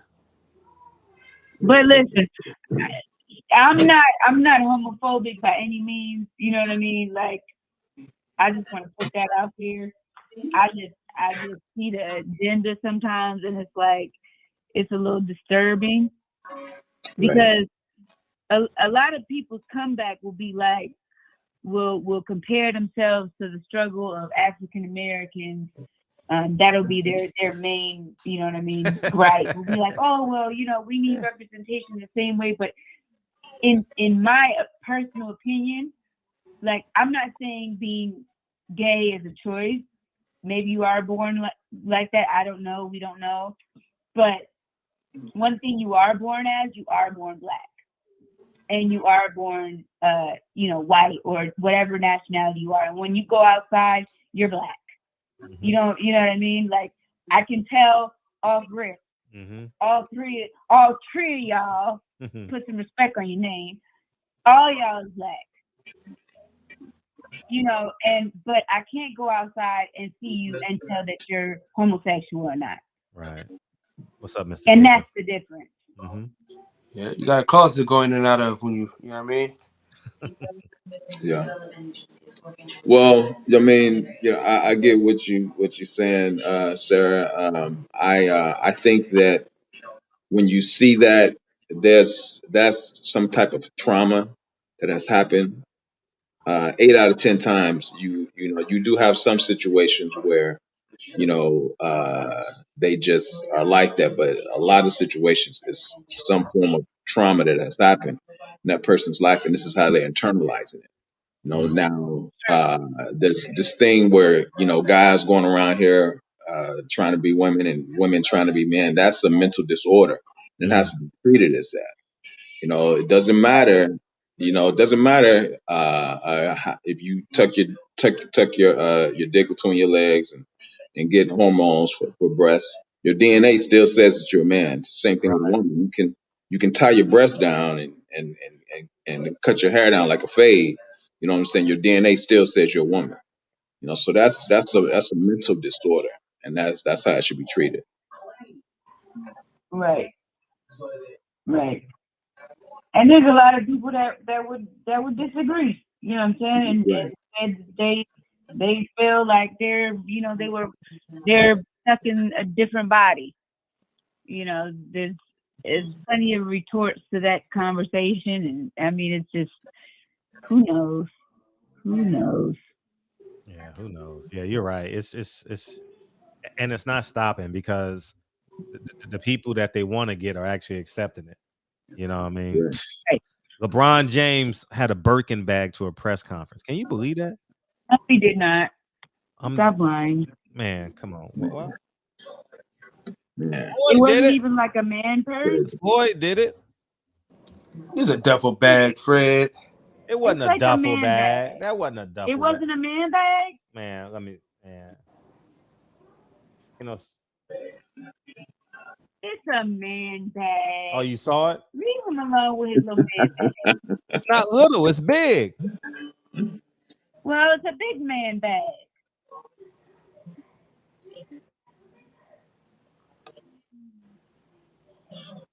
This is a man's bag? No, hell no. It got two things on it. It got two handles on it. How the fuck is it a? It's like a duffel bag, bro. Let me see, and I'll tell you if it's a man bag or not. It's 41. If it's too big for me to wear, it's a man bag. Yeah, let me pull this shit up. I'll twerk for a Birkin real quick if it fits me right. Man, I don't know. If I'm a man, I don't wear this. And you probably can't afford to wear it. Shit. Yeah, I definitely can't afford it. Look at this. Look, you're right. Is that a man bag? That's a woman bag. Got two handles on it. Nah, wait, hold on. Let me see. See, but it ain't like a prissy color and nothing like that. It's black. Man, hell no. That shit. Man, it's like a duffel. Come That's on. That's not a duffel bag, man. It's a crocodile duffel, man. It's a duffel. That ain't no purse. It's a duffel. All right. Look how big it is, Fred. Come on, man. Come on, man. Yeah, I wouldn't say that's a purse. Come on, Fred. You reaching. Hey, you reaching. No, wait. But what he's not getting a pass on is them fucking shorts. God damn it. Yeah, that man. God damn it. Did he wear shorts with the suit? Yeah. Boy, wear purses too, See, man. this is what I'm talking about. Oh, God damn. See, this is why I'm single. I would be like, yo, listen, babe. Yeah. See, no, we're not doing shorts with the suit. We're not doing shorts with the suit jacket. And with them socks. Oh, God. See, I don't know. I don't know if you remember this guy, Sarah, but back in the what was it? Was it the 80s? It was this. His name was Sylvester, and he had some hit tracks. I think it was in the 80s. Yeah, got Floyd to the right.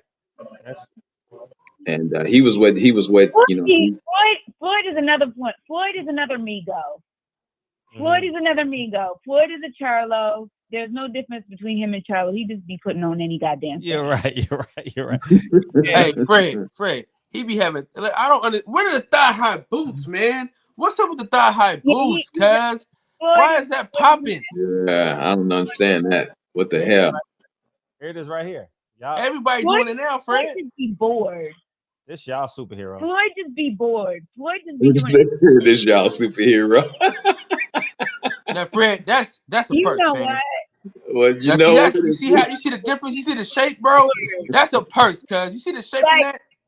Floyd be trying to do a Kanye, like Kanye be putting some shit on and it catches. Right. Kanye be putting shit on and it catches. Floyd be putting shit on and people just be laughing. Don't be catching. Like he be trying though. He really do. Floyd don't have swag. Floyd don't have that swag. Zero swag. Man. Zero swag. Yeah. He ain't got it. He ain't got it. He ain't got that it factor. He just real. He's from Grand Rapids. I mean, it is what it is. Yeah. Look at this shit. He got the purse with the raccoon tail and There ain't no raccoon, Fred. Fred, come on, fam. What is it? Skunk? There ain't no fucking raccoon. He got too much money to be a raccoon. It's chinchilla. Come on, man. That is a purse. You see how it's squared and shit? But I wouldn't wear none of that. Whatever he got on, I wouldn't wear it. Man, I'm not wearing none of that where people got to take a second look. It got two handles, man. Men don't wear stuff with two handles, man. Like you wear it over the shoulder. You don't carry something with two handles. Where they do that at? like they don't even make those gym bags no more with the two handles in the 80s where they got the pony on it. LA Gear, pony. They don't even make those no more. Man, we wear over the shoulder bags now, man. Like I don't know. Who's another outlandish dresser in boxing? Man, it'll come out. Two Chainz wearing some bullshit lately too, though. Are we counting De La Hoya doing the cross dressing thing? Is come that on, here you come bringing up this motherfucker. I hate that nigga too. I can't stand that bastard. I never liked that motherfucker. Fishnet wearing motherfucker. Yeah, that shit. LeBron's bag had two handles, bro. I'm telling y'all, it had two handles, dog. Bro, okay, duffel bag, my man. How is it a duffel bag with that outfit on, though? How do you separate the two? Bro, there's Gucci duffel bags that look like that. There's Louis duffel bags. What are you, Fred? Come on, man. Nah. You rich, man. You know better than this. Nah, that's corny, dog. That's corny. That junk corny, dog. Like, man, come on. Y'all gotta be, man. Men don't dress like that, dog. Bro, it's shaped like a duffel bag. Floyd's is square like a purse, bro. It's a purse, man. Y'all pull them up side by side, bro. Nah, you just got a crush on Bron. That's all. You got a crush on him. No. See, what you're not gonna do is disrespect my manhood. You know what I'm saying? Fuck all the bullshit, nigga. I got more kids than the Waynes, nigga. You shit. Bron. Hey, Bron. Hey. I'm just saying, nigga. Hey, Fred, you been hating on the black man lately, man. I'm starting to worry about you. Hey, I'm starting to worry about you, Fred. You losing this, man. Hey, you call B. Hey, what's up, LB? You call him LB, huh? What's up, LB? What's up? Hey, LBB. LBJ. That's what you call it. Yeah, LBJ. That's his initials. LBJQ ABCDEFG. But yeah, man. They I don't know why they go so far. What's the point of going too far? I don't know. I don't get with the nail polish. That's when it's too far for me. The nail polish and stuff. I'm like, y'all really think that's cute? I didn't even. I'm being honest. Kid Cudi be on some bullshit. That's who be on some bullshit, bro. Who? Kid Cudi be on some straight bullshit. I don't know. I don't know what he looks like. Didn't he have dresses? Nigga be painting his fingernails, cuz that nigga be on some other shit. Yeah, man. Now, if that nigga had a duffel bag, if he had the same bag LeBron had, we'll call it a purse. Because that nigga I told you, shit. You just proved. You just crazy. Who? I like him though, but his little style be bugging. Gunner? Nah, Boo Boo. Andrade? Yeah, he be just. But he kind of crazy though. Anyway, you know, what I mean, he's from Rhode Island though. Steph, he's from Rhode Island though, man. He's serious. Yeah, he local. So we giving him a pass because he's from Rhode Island? No, well, he giving LeBron James a pass, so he give everybody passes. If Kid Cudi had that outfit on, I would question him. But if LeBron wear it, that's masculine. Man, get the hell out of here. No. You see, I like how you like to skip over my words though, Fred. Fred, I know you. See, I got you down to a damn science, man. You know that. Listen, Kid Cudi will have a dress on wearing a bag like that. But it's so it's what you wear with the bag? To an extent. So you can dress up a pig. A little bit. See, you're the right. See the conditioning process. You see the conditioning. You are part of that process. You are part of that process. A pig is a pig, man. A pig. Hey, I remember a long time ago. It was an ugly girl with a fat ass. Right. This was long. I learned this. I had to be 15, 16 years old. He says, Fred, An 85 Chevy will always be an 85 Chevy. And I was like, damn, I've always carried that. You know what I mean? So anyways, it went over your head, Kyle, so you'll get it like when you're 35. Oh, Hey, but if you put them 100 spokes on there, you put some bead in there, throw that paint on there. It's 85 Chevy is an 85 Chevy. You can do whatever you want with it. You know what I mean? They worth a little change now, Fred. 85 Chevys, they worth a little something now. Now we just talking about the mileage on a pedometer. Yeah, it's still the same. You know what I mean? But yeah, it was good. Sean Porter can't dress neither. Sean Porter look like he getting hung every show. Oh my God, that's enough. There you go. That's the one I was looking for. Oh, Lord have mercy, old Steve. We can go.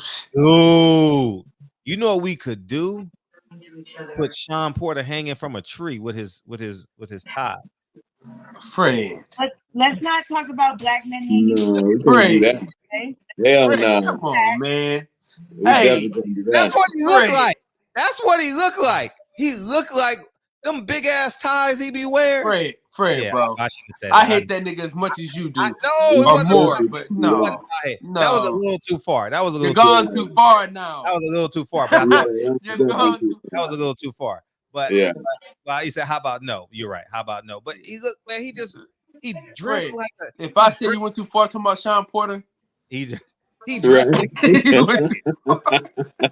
but the truth, he dressed like a refurbished slave, though, right? You know what I mean? Like he dressed like Steve Harvey. They both from Cleveland. Yeah, man, they dress like, man. Nah, don't disrespect Steve Harvey like that, man. All Sean needs is a mustache. Look, listen. He buying up in Steve Harvey too. Yeah, he got them all. He got them in yellow. Now, see, I got a Steve Harvey suit in my closet. That's Nikki nice. Nikki Bay tailored and everything. Black men from Cleveland do not dress like that. He said, please do not let him be a representation of Cleveland. Yeah, that was a little. I listen. We interviewed a few people from Cleveland, and they don't about like we had Montana Love on here. He said, "Nigga, that is not Cleveland." My boy Thomas T said that ain't Cleveland. So swaggy too. He a little swaggy dude. He's swaggy. He puts it together okay. Who's that? Montana Love. Yeah, he got a little sauce to him though. You know what I mean? He kind of cool. I like him. I was playing with his dog at one of the fights one time. You actually caught a play with him, Frenchie, right? And I just was playing with the dog the whole time. He was cool. Nah, that shit weak, man. These guys got to do something. And the jeans getting tighter and tighter. Nah, they got bell bottoms now. Oh, bell bottoms. Hey, I ain't gonna even lie. They back to the old style. Hey, I told y'all this story. Hey, I was in LA Live. LA Live we got the Ritz-Carlton and the Marriott, right? They're connected, right? And they're separate interests, right? So I'm sitting there. This was the funniest shit ever, man. I told y'all this shit before. So anyway, but Sarah ain't heard it. I'm sitting in the Marriott and I just sit there and I wait for interviews and stuff, whatever I can get. Adrien Broner came up, right, with his pants halfway off his ass and a tank top with his shirt tight as fuck. And then here comes Robert Easter with a tight ass tank top with some tight ass jeans on with his pants halfway off his ass. And I couldn't help but laugh my ass off. I'm like, first of all, how did Robert Easter jeans get tight? And two, why does Adrien Broner got those Gucci platforms on? I mean, I just couldn't. Platforms. Yeah, do you know those Gucci platforms that was hot for like a month? No, Balenciagas. They were Gucci. Missed that wave. Yeah, it was ridiculous. I'm glad I missed that wave. And then I remember one time I was interviewing Tank. Tank said they cost $2,000. I said they ugly. He was stuck on, but it costs more than everything you got on. I said they ugly, man. They look like the ultra, like New Balance, like New Balance on steroids. You know, they just corny, dog. Like, just mad corny, dog. You know what I mean? These motherfuckers think money is fashion. That's the worst part. That's the worst part. Listen, I got I told you, man, I got so many jeans from Fashion Nova, cuz. Whole lot of shirts from Fashion Nova, man. I be out dressing how these dude. They be having $3,000 clothes on. Don't mean shit. Fashion Nova lit. For sure. I'm trying to tell Fred that. I'm gonna get on it next time. Nah, the jeans too tight for you though, Fred. You ain't gonna wear the jeans though. You know what I I mean? ain't wearing that shit. No, I ain't. Nope, definitely not doing that. Oscar Burcheld is back. Appreciate you, L Dub. Oscar Burcheld is back March 26th. That's cool. Who? Shout out to L Dub, man, the worldwide leader in boxing news. Oscar Burcheld. Oh, okay. Sarah, you know who L Dub is? Come again? You know who L Dub Boxing is? L Dub Boxing. You gotta follow him on Instagram. The nigga he knows about everything before they tell you about it. Oh, of course he does.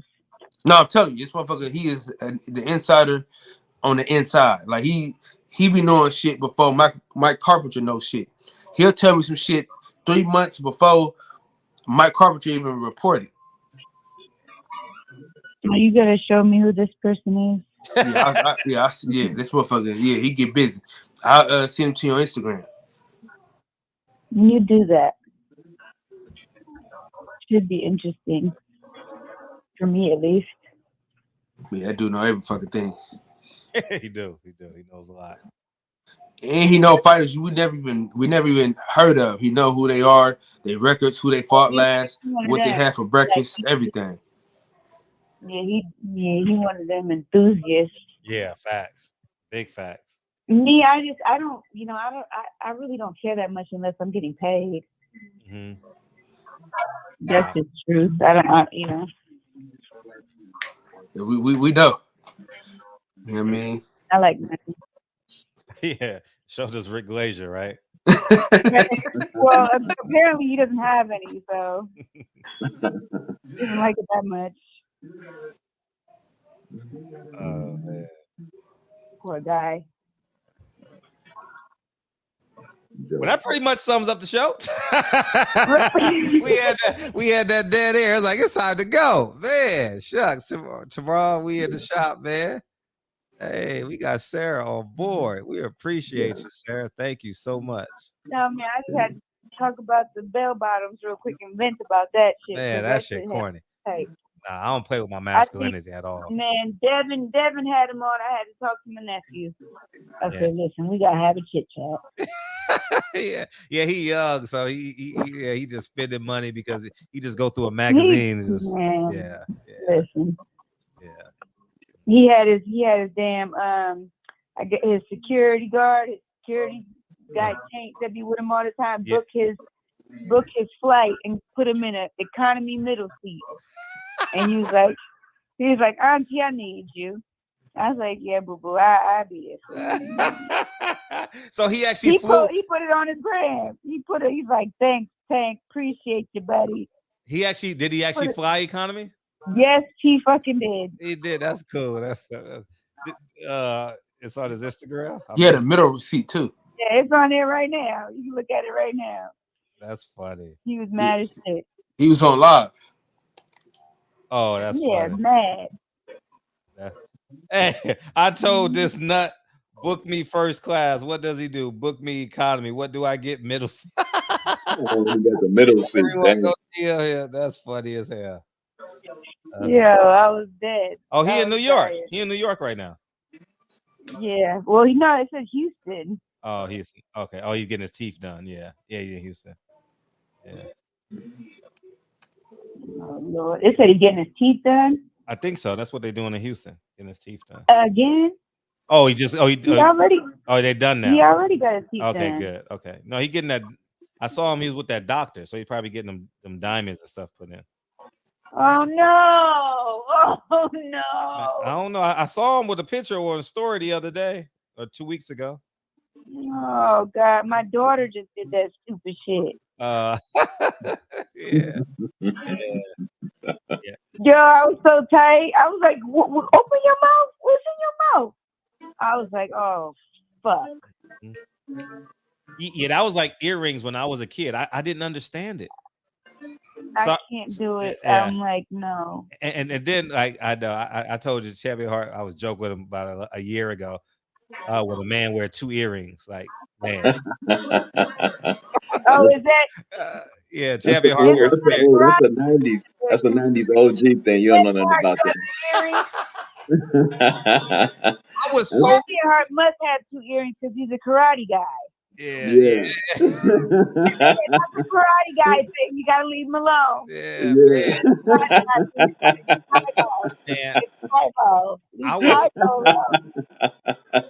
Hey, sir, I was completely confused as a kid. Like, because you grew up your whole life, like, only women wear earrings.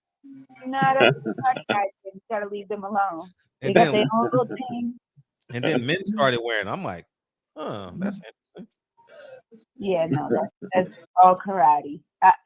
Like when I was in karate, all the black guys in karate, they all had 2 earrings. Yeah. It was a Taiwo kind of thing. That's true. I ain't lying. You know I'm not lying, right? Yeah, she on point. But hoop earrings? People wear hoop earrings? Oh yeah, no hoops. Yes, absolutely. Hoops, but they was little hoops. Can't do no big hoops. Right. Can't do the big hoops. Like lead and Virginia and stuff. Okay. How about if you're in the bathroom and you got 2 sinks and the man and the woman putting on the earrings at the same time? What the hell? No. Like help me out with that. No, these don't come out. They only come out when you clean them. Man, I don't know, man. Like y'all, hey, can you help me? Like y'all doing this together? No, it ain't. It don't even be like that. Real quick. No, it don't even be like that. Hey, you see the back of my earring, babe? Cutting up. I was always grossed out to touch other people's earring back. Oh my god!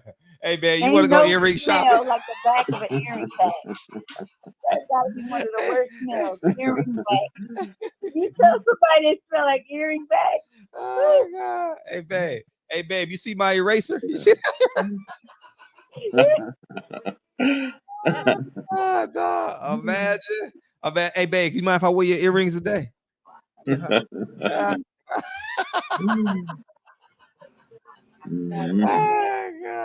Yeah, that was so, but you know, I don't have earrings or tattoos or none of that. So you know, God bless your heart. Yeah, none of that, man. I said I'm not playing nothing.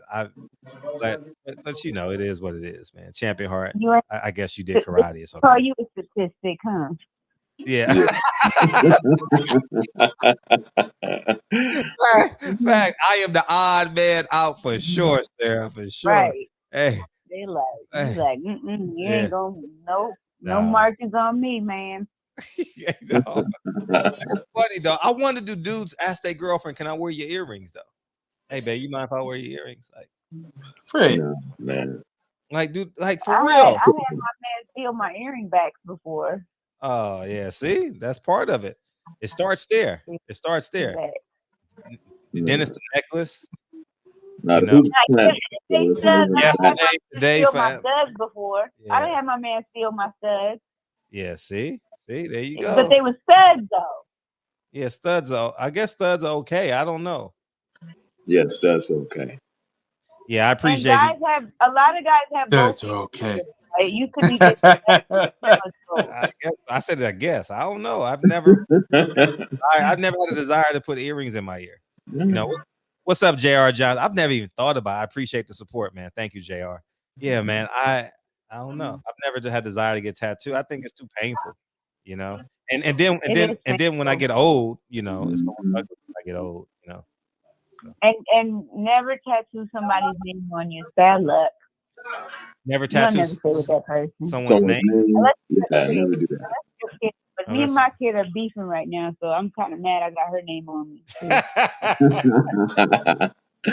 Oh man.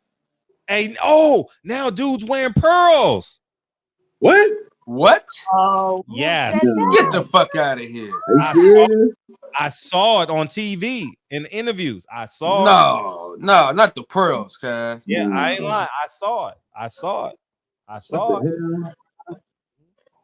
Yeah, Oh, It's man. niggas enough going for too me. far now, man. Boy gonna wear it. Don't worry. Watch. Boy gonna wear it. And y'all gonna be like, that's tight. That's tight.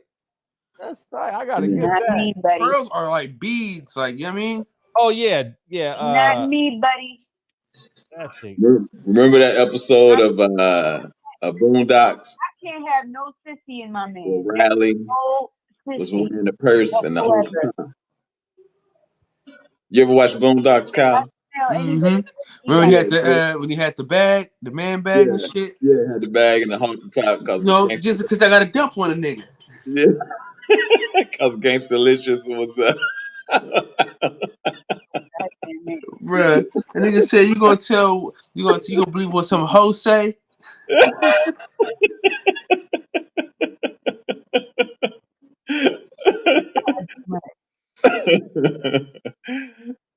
Not really too much.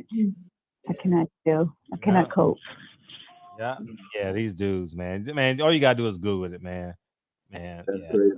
I don't want to hurt no people's eyes, man. Just Google it, man. That shit too much, man. Yeah, they wearing the pearl earrings too. Oh, it's insane. Oh, it's Wow. insane. Oh, it's a starter kit. You know what I mean? It's I think they called Tyler Perry accessories. Jesus. That's Fred just jabbing at Tyler Perry, talking about Tyler Perry accessories. Fred, you know you going straight to hell, right? You got four straight to hell for you.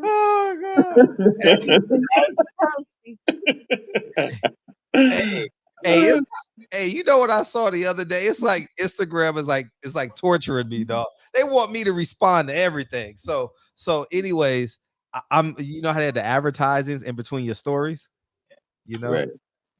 Why did this guy have on a fashionable gangbanger jacket, blue rag jacket? I'm like, we're going straight to hell.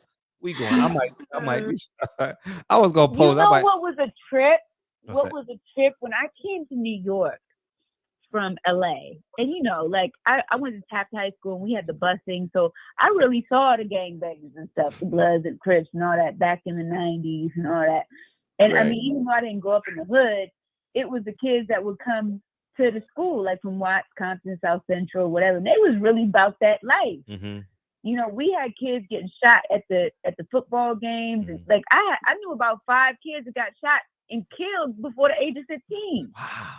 You know, and this is living in the valley. When I came out here and I see these guys gang banging and talking about cuz and all this shit, I was like, y'all don't even know the first part of that life. Y'all really don't know about that life. Y'all really playing. Like I asked him, I was like, so how'd you get put on, by the way? You just woke up one day and decided to be Crip? Like they don't know the first thing about that life or what comes with it, and it's sad. Right. It's so sad. Like they do it as like a fad out here. Like it's like Yo. But in LA it's like a lifestyle. What? This is crazy. If you put rappers wearing and you put P, pearls is like one of the first thing that come up, guy. Yeah. What do you expect? What do you expect? Wow. What do you expect? Yeah, man. They out here, man. They out here doing the whole thing. You know what I mean? The whole thing. The whole thing. What's up, Dick? What's good, man? Too blessed to be stressed and highly favored. What's good, Come Kings? on, Usher. My brother. Come on, Usher, guys. All of them, motherfuckers. All of them. I saw it. That's why I say just Google it. It's gonna break your little heart. You're gonna have a confession. That's crazy. What's up, D? Hey, just chilling. Kyle, I like your pic, man. You put up with you and your wife. That was beautiful. Oh man, appreciate that, man. Much love, man. Absolutely. I that just blew my mind. I dig that, man. Yeah. Listen, I seen. I want to talk about the fight real quick. That's coming up with Canelo and Bivol. What you guys think about that fight? I'm sorry I came on late. I don't think we even talked. We talked about it yesterday for a long while. I don't know, but I think it's a good fight. I do too. Mm-hmm. I do too. But I got a little twist. Here it is. I think that this man has the skills to beat Canelo. I do too. But here's the kicker. This man is gonna get more money than he's ever seen in his life. If he don't go and put up a good faith effort, I'm gonna come to the conclusion that he went and sold his title. You talking about Bivol? Yes. Oh, okay. What you guys think about that? I never had a problem with the fight, but you do bring up a good point. Yeah, I guess that's something to think about. Yeah. Yeah, the second fight's already done, right? And the third one. So yeah. Yeah, this guy, if I'm not mistaken, he had became the mandatory for Andre Ward. And I found out later how serious Andre Ward's injury was, what caused him to retire. Because before that, truth be told, I really thought that he didn't want that smoke with Bivol because that boy was looking somewhat dangerous and looked like he could have gave Andre Ward some problems. And I thought at the time, in the moment, that he didn't want them problems. But I was wrong. But he's good now. No, I'm serious. Because I wanted to see him and Andre Ward fight, but he exited out, and I felt like maybe he didn't want to have that blemish. But come to find out, he really did have a serious injury. You know what I mean? I'm human, so that's how I felt. You know what I mean? And another thing, man, Kyle always be trying to save me, man. And I just want to say thank you, brother, for real, man. The man be trying to save me, man. But sometimes I come and it just roll off. And I'm going to tell y'all, so I don't do this in my everyday life, man. Sometimes when I come on the show, sometimes things roll off the wrong way. Blame it on Fred. And I'm going to blame it. I'm gonna blame it on myself because at the same time I made a mess. I need to clean it up. You feel me? Because the statement that I made against the young man was disrespectful. Because when you break it all down, basically what I was calling this grown man was a coward. Because that's what you call that. Remember the name I said? I don't want to repeat it. When you were trying to stop me, I shouldn't have said it. The ish eater, right? Right. What that is, it's like a cur, a dog. And I explained the situation. Yeah, but I didn't explain fully what it meant. You know what I'm saying? You know the little mutt in the neighborhood. If you stomp your feet at it, tuck his tail and run. That's that idiot ain't gonna bite nothing. But you can't do that to a pit bull or a Rottweiler. You know the ones that you stomp your feet at to come at you and attack you and bite you. But not that one ain't gonna do nothing. So I shouldn't have said that about the man. I apologize. Okay. I want to clean that up. I was dead wrong. You know what I mean? And back to I seen Devin Haney on live tonight with what y'all was talking about. I was on his live when he was talking about it. He was upset with it. But also, man, Earl Spence, man, this man touched me today listening to his press conference. You can't help but like this guy, man. I'm serious. When you listen to this man, he is just all natural, just organic, right? Just raw as you can get it. You know what I'm saying? I love that interview that he had today with the press conference. The man is the real deal. He don't sugarcoat nothing. You know what I'm saying? He tell it like it is, and I believe him. You know what I'm saying? Just listening to him, he's a likable guy. You can't help but root for him. Did you guys see it? I'm gonna watch it later. Yeah, I hadn't got a chance to see it. Y'all got to check it out. Yeah, I got to check it out. Yeah, man. I seen it live on Showtime today when they did the. It should be on YouTube, but okay. I seen it live on. I was live on YouTube when I seen it. Okay, I had to check it out. Yeah, It's beautiful. And also Ugas did a great job. He did a moment of silence, and then he, he rooted for his people. Then he rooted for the fighters that's standing up for their country in Ukraine.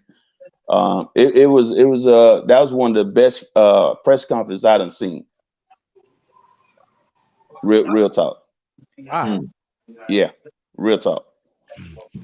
Yeah, and I just wanted to bring that, and also come and clean up my mess I made. I apologize, and thank you again, Cal. You always be trying to save me.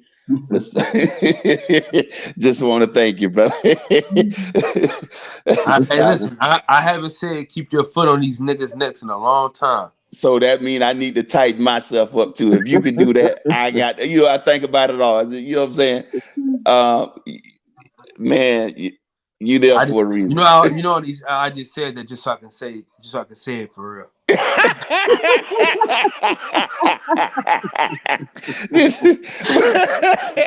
gotta slip a 1-2 in there real quick. It's all good, bro. Yeah, man. Hey, man, peace and love, man. I appreciate you, Fred, for letting me get up through there, man. And again, sometimes too, like in the night hour like this right here, I be wanting to get in the chat, but it seems like the older I'm getting, the more out of whack my eyes getting. So I don't want folks to think I'm disrespecting them in the chat by not responding. My eyes won't keep up. You know what I'm saying? Right. Like I used to when I, Hey, sometimes I can. can. Come to the fight? Huh? I want to ask you that. Were you gonna try and come to the fight? Who, me? Yeah. Nah, man, I can't. I wished I could, but okay. I can't explain why. Because it's cool. I was just asking. Yeah. I would love to. Trust me. I can't do a lot of things right now. It's all good. Yeah. But once I am able, you know what I'm saying, I'm gonna be linking up with all you guys, man. And we're gonna make sure we make up. You know what I'm saying, and catch some of this stuff. You know what I'm saying. Most definitely. Yes, sir. All right. Peace and love, Kings. Oh, it's all love, dog. All right. Yes, sir. All right. See you tomorrow, bro. Yes. So, Michael Fuller, what's up?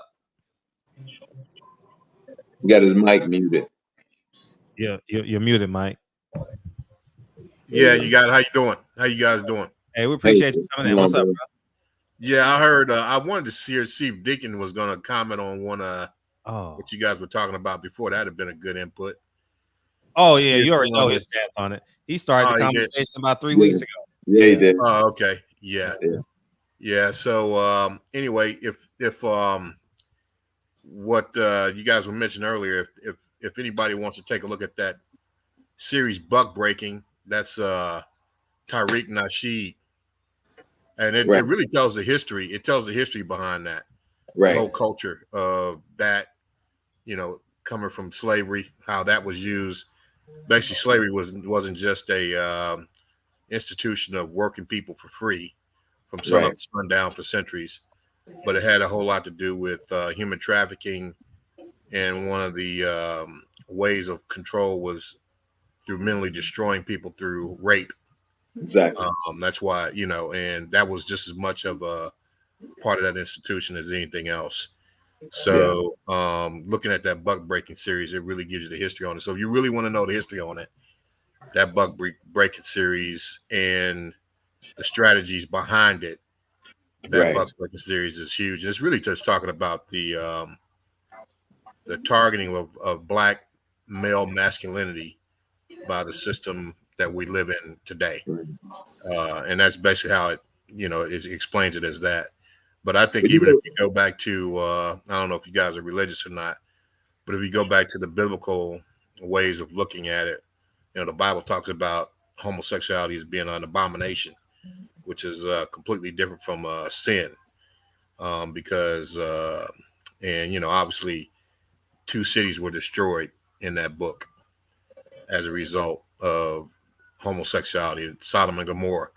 So God actually destroyed, in accordance with that book, the Bible, he destroyed 2 cities as a result of that sin. So that abomination. So definitely not something that that's useful. And I definitely don't agree with it.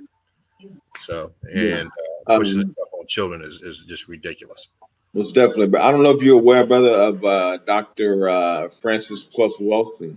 She Oh wrote yeah. a book called The ISIS Papers. Yep. I Okay. read it. Yep. Okay, yeah. So in that, she speaks to the target, black male and the emasculation. Yeah, she was definitely ahead of her time. Yep. Yeah, this is you look at a lot of the Western Greek Roman societies. One of the things that happened in these societies, the ancient societies, before they fell, was the fall of sexual roles, a lot of homosexuality, things like that. If you read in history, so the fact that the United States is moving in that direction where there's like a almost a blurring of the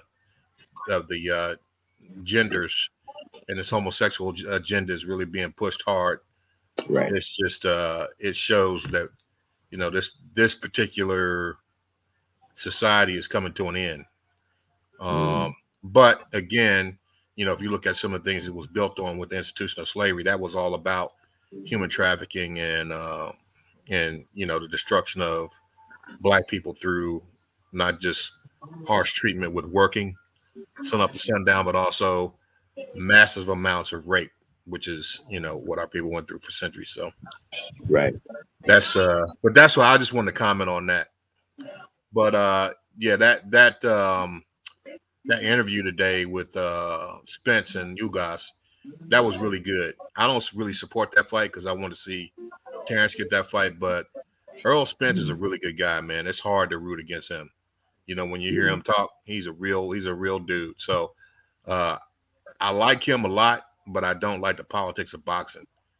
Yeah, I think that, man, they're Were you around, brother, when Earl was called into the shop, man, and he looked out for this brother who had lost his daughters in the same day, man? I think 2 or 3 girls, he had lost them all in the same day.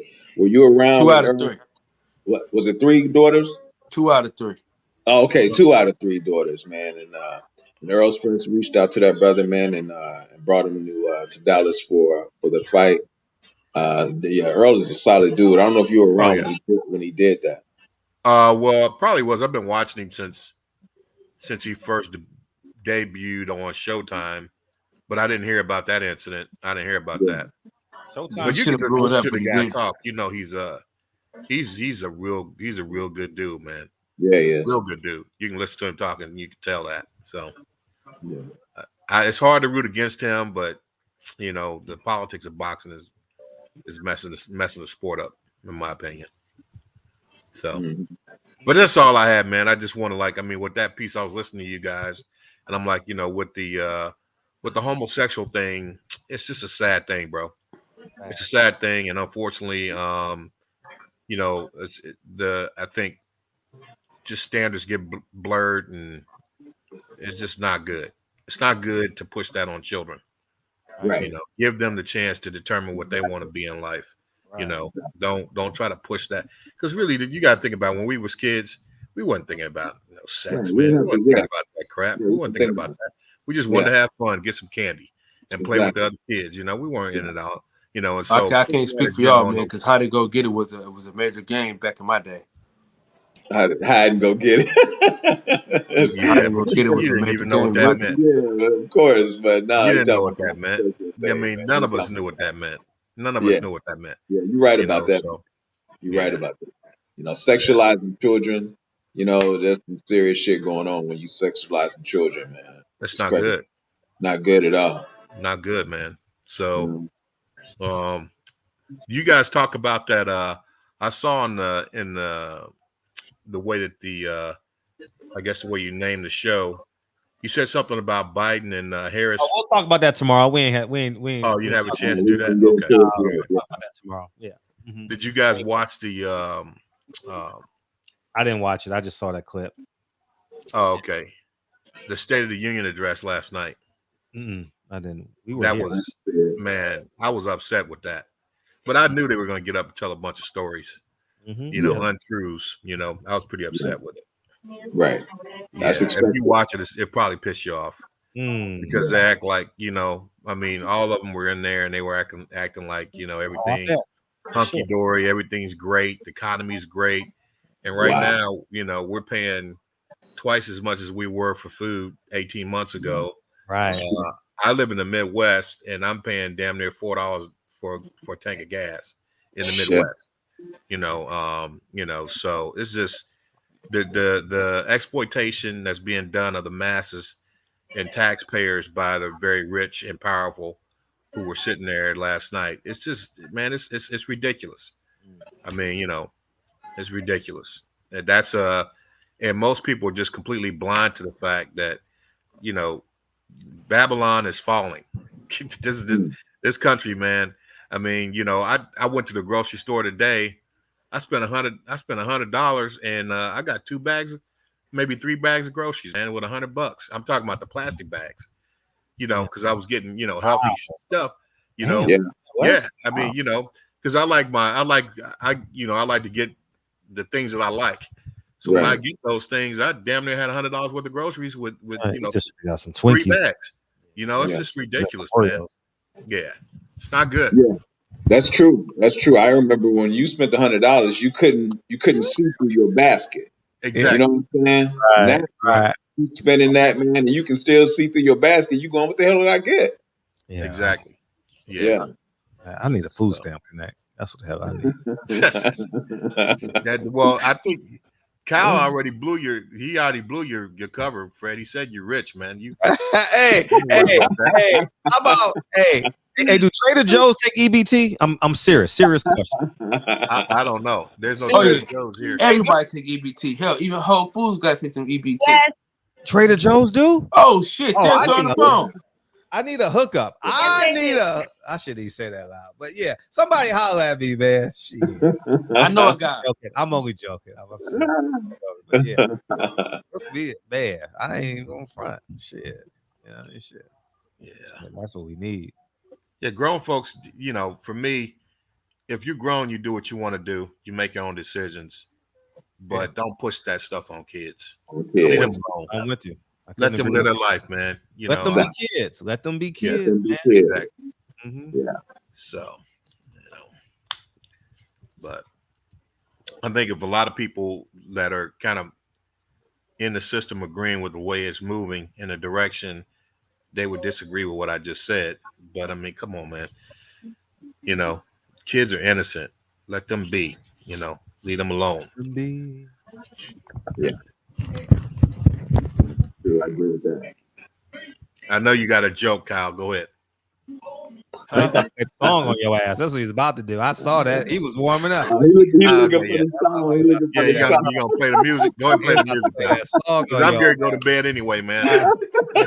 Go play the music. I was like, no, Kyle, don't do it, Kyle. Play it. Play it so I can hang up, bro. All right, y'all take it easy, man. I appreciate you, man. Let's get out of here, man. Let's start with your heart, man.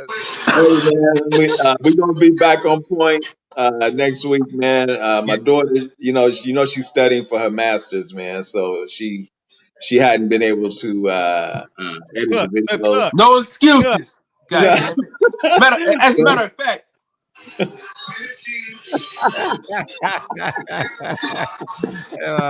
lying his ass off.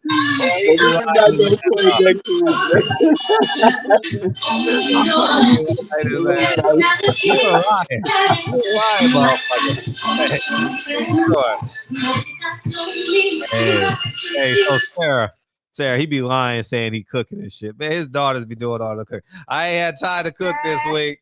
How you don't have time to cook this week? We saw you in the kitchen yesterday. You know what I mean? But Sarah, we appreciate you coming on again. Thank you so much. Absolutely. Yeah, thank you for adding some flavor. Nah, we appreciate you. Totally appreciate you. What y'all talking about tomorrow? We're gonna talk about that Biden shit. We need to talk about Biden saying he gonna fund the police. How he duped all 90% of these black people to voting for him. Hey, I'm glad he duped them. I'm glad he did it. I'm glad. Hey, DJ, wake your ass up. This is nice. That old decrepit son of a bitch couldn't even think of Wi-Fi.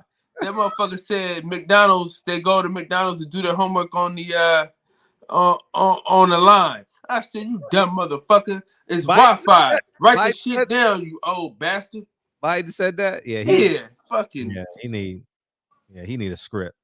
Man, at least Donald Trump used to be awake. Yeah. Did y'all vote?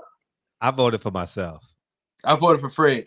You did? I voted for I tell this shit every time. You voted for Kanye shit. Hey, you know what? I might vote for Kanye next time. Kanye inspired me the last couple of weeks, dog. I ain't gonna even front.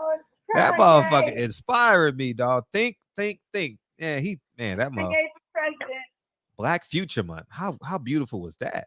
You know what I mean? Start thinking about the future. Yeah, respect the ancestors and think about the future. Yeah. MAGA, Donald Trump, Black Lives Matter. Hurrah! Yeah. Fred, keep your foot on these suckers' necks, man. We gotta say bye to the lady first. Oh, shit, my bad. Yeah. She ain't really a guest no more. She kind of like a friend of the program. This ain't really, you know what I mean? She done listen. She done cussed out. She done cussed niggas out. She done brung on childhood memories and shit. I mean, she done, you know what I mean? She done vouched for your for the tight pants with the bell bottoms. Oh, I mean, you're part of the program now. Hey, Sarah. Hey, they about to. Hey. Next week they gonna start hating you as much as they hate me because I be going in on the motherfuckers that be wearing them tight jeans, though. I go in on there. I think it's one thing. It's one thing to do the tight jeans and bell bottoms, man. Come on, bro. Yeah, but why wear pants if you gonna show all your boxers? Why wear pants? Just go outside in your boxer briefs.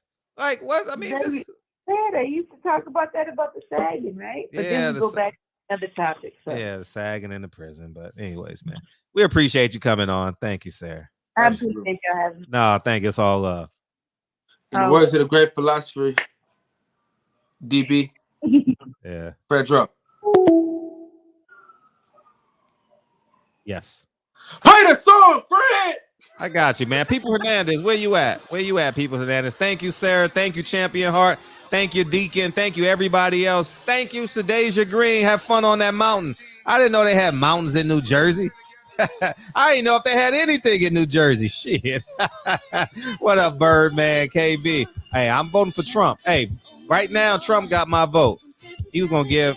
I'm not prefacing nothing. I'm definitely not voting Democrat. It is impossible for me to vote for a Democrat in 2024. Impossible for president. No way, no how, thuggin'. No way. Matter of fact, I might start campaigning for Trump. You know what I mean? Well, I already said I am voting for him, so fuck it. That's gonna bring him out anyway. We too far away right now. What is it, 2020?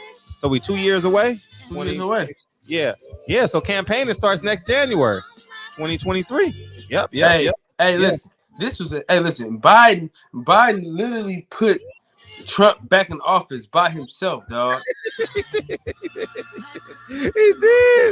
did. What's up, KB? Mark Club 57. Yeah, she part of the panel now. Brent Jones, thank you, dog. Yeah.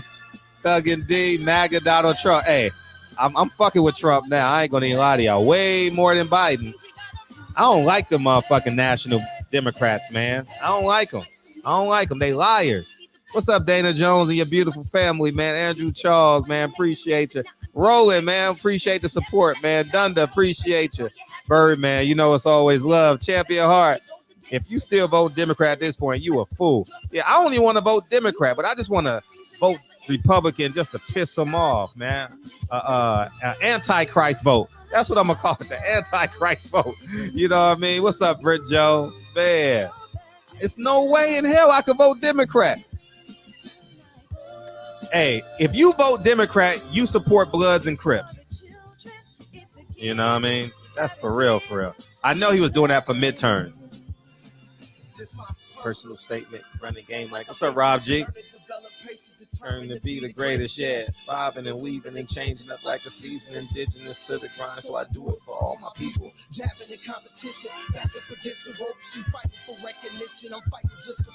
We've been live for almost 25 minutes. Yeah, I saw you go. I got your reminder. You went on at 10.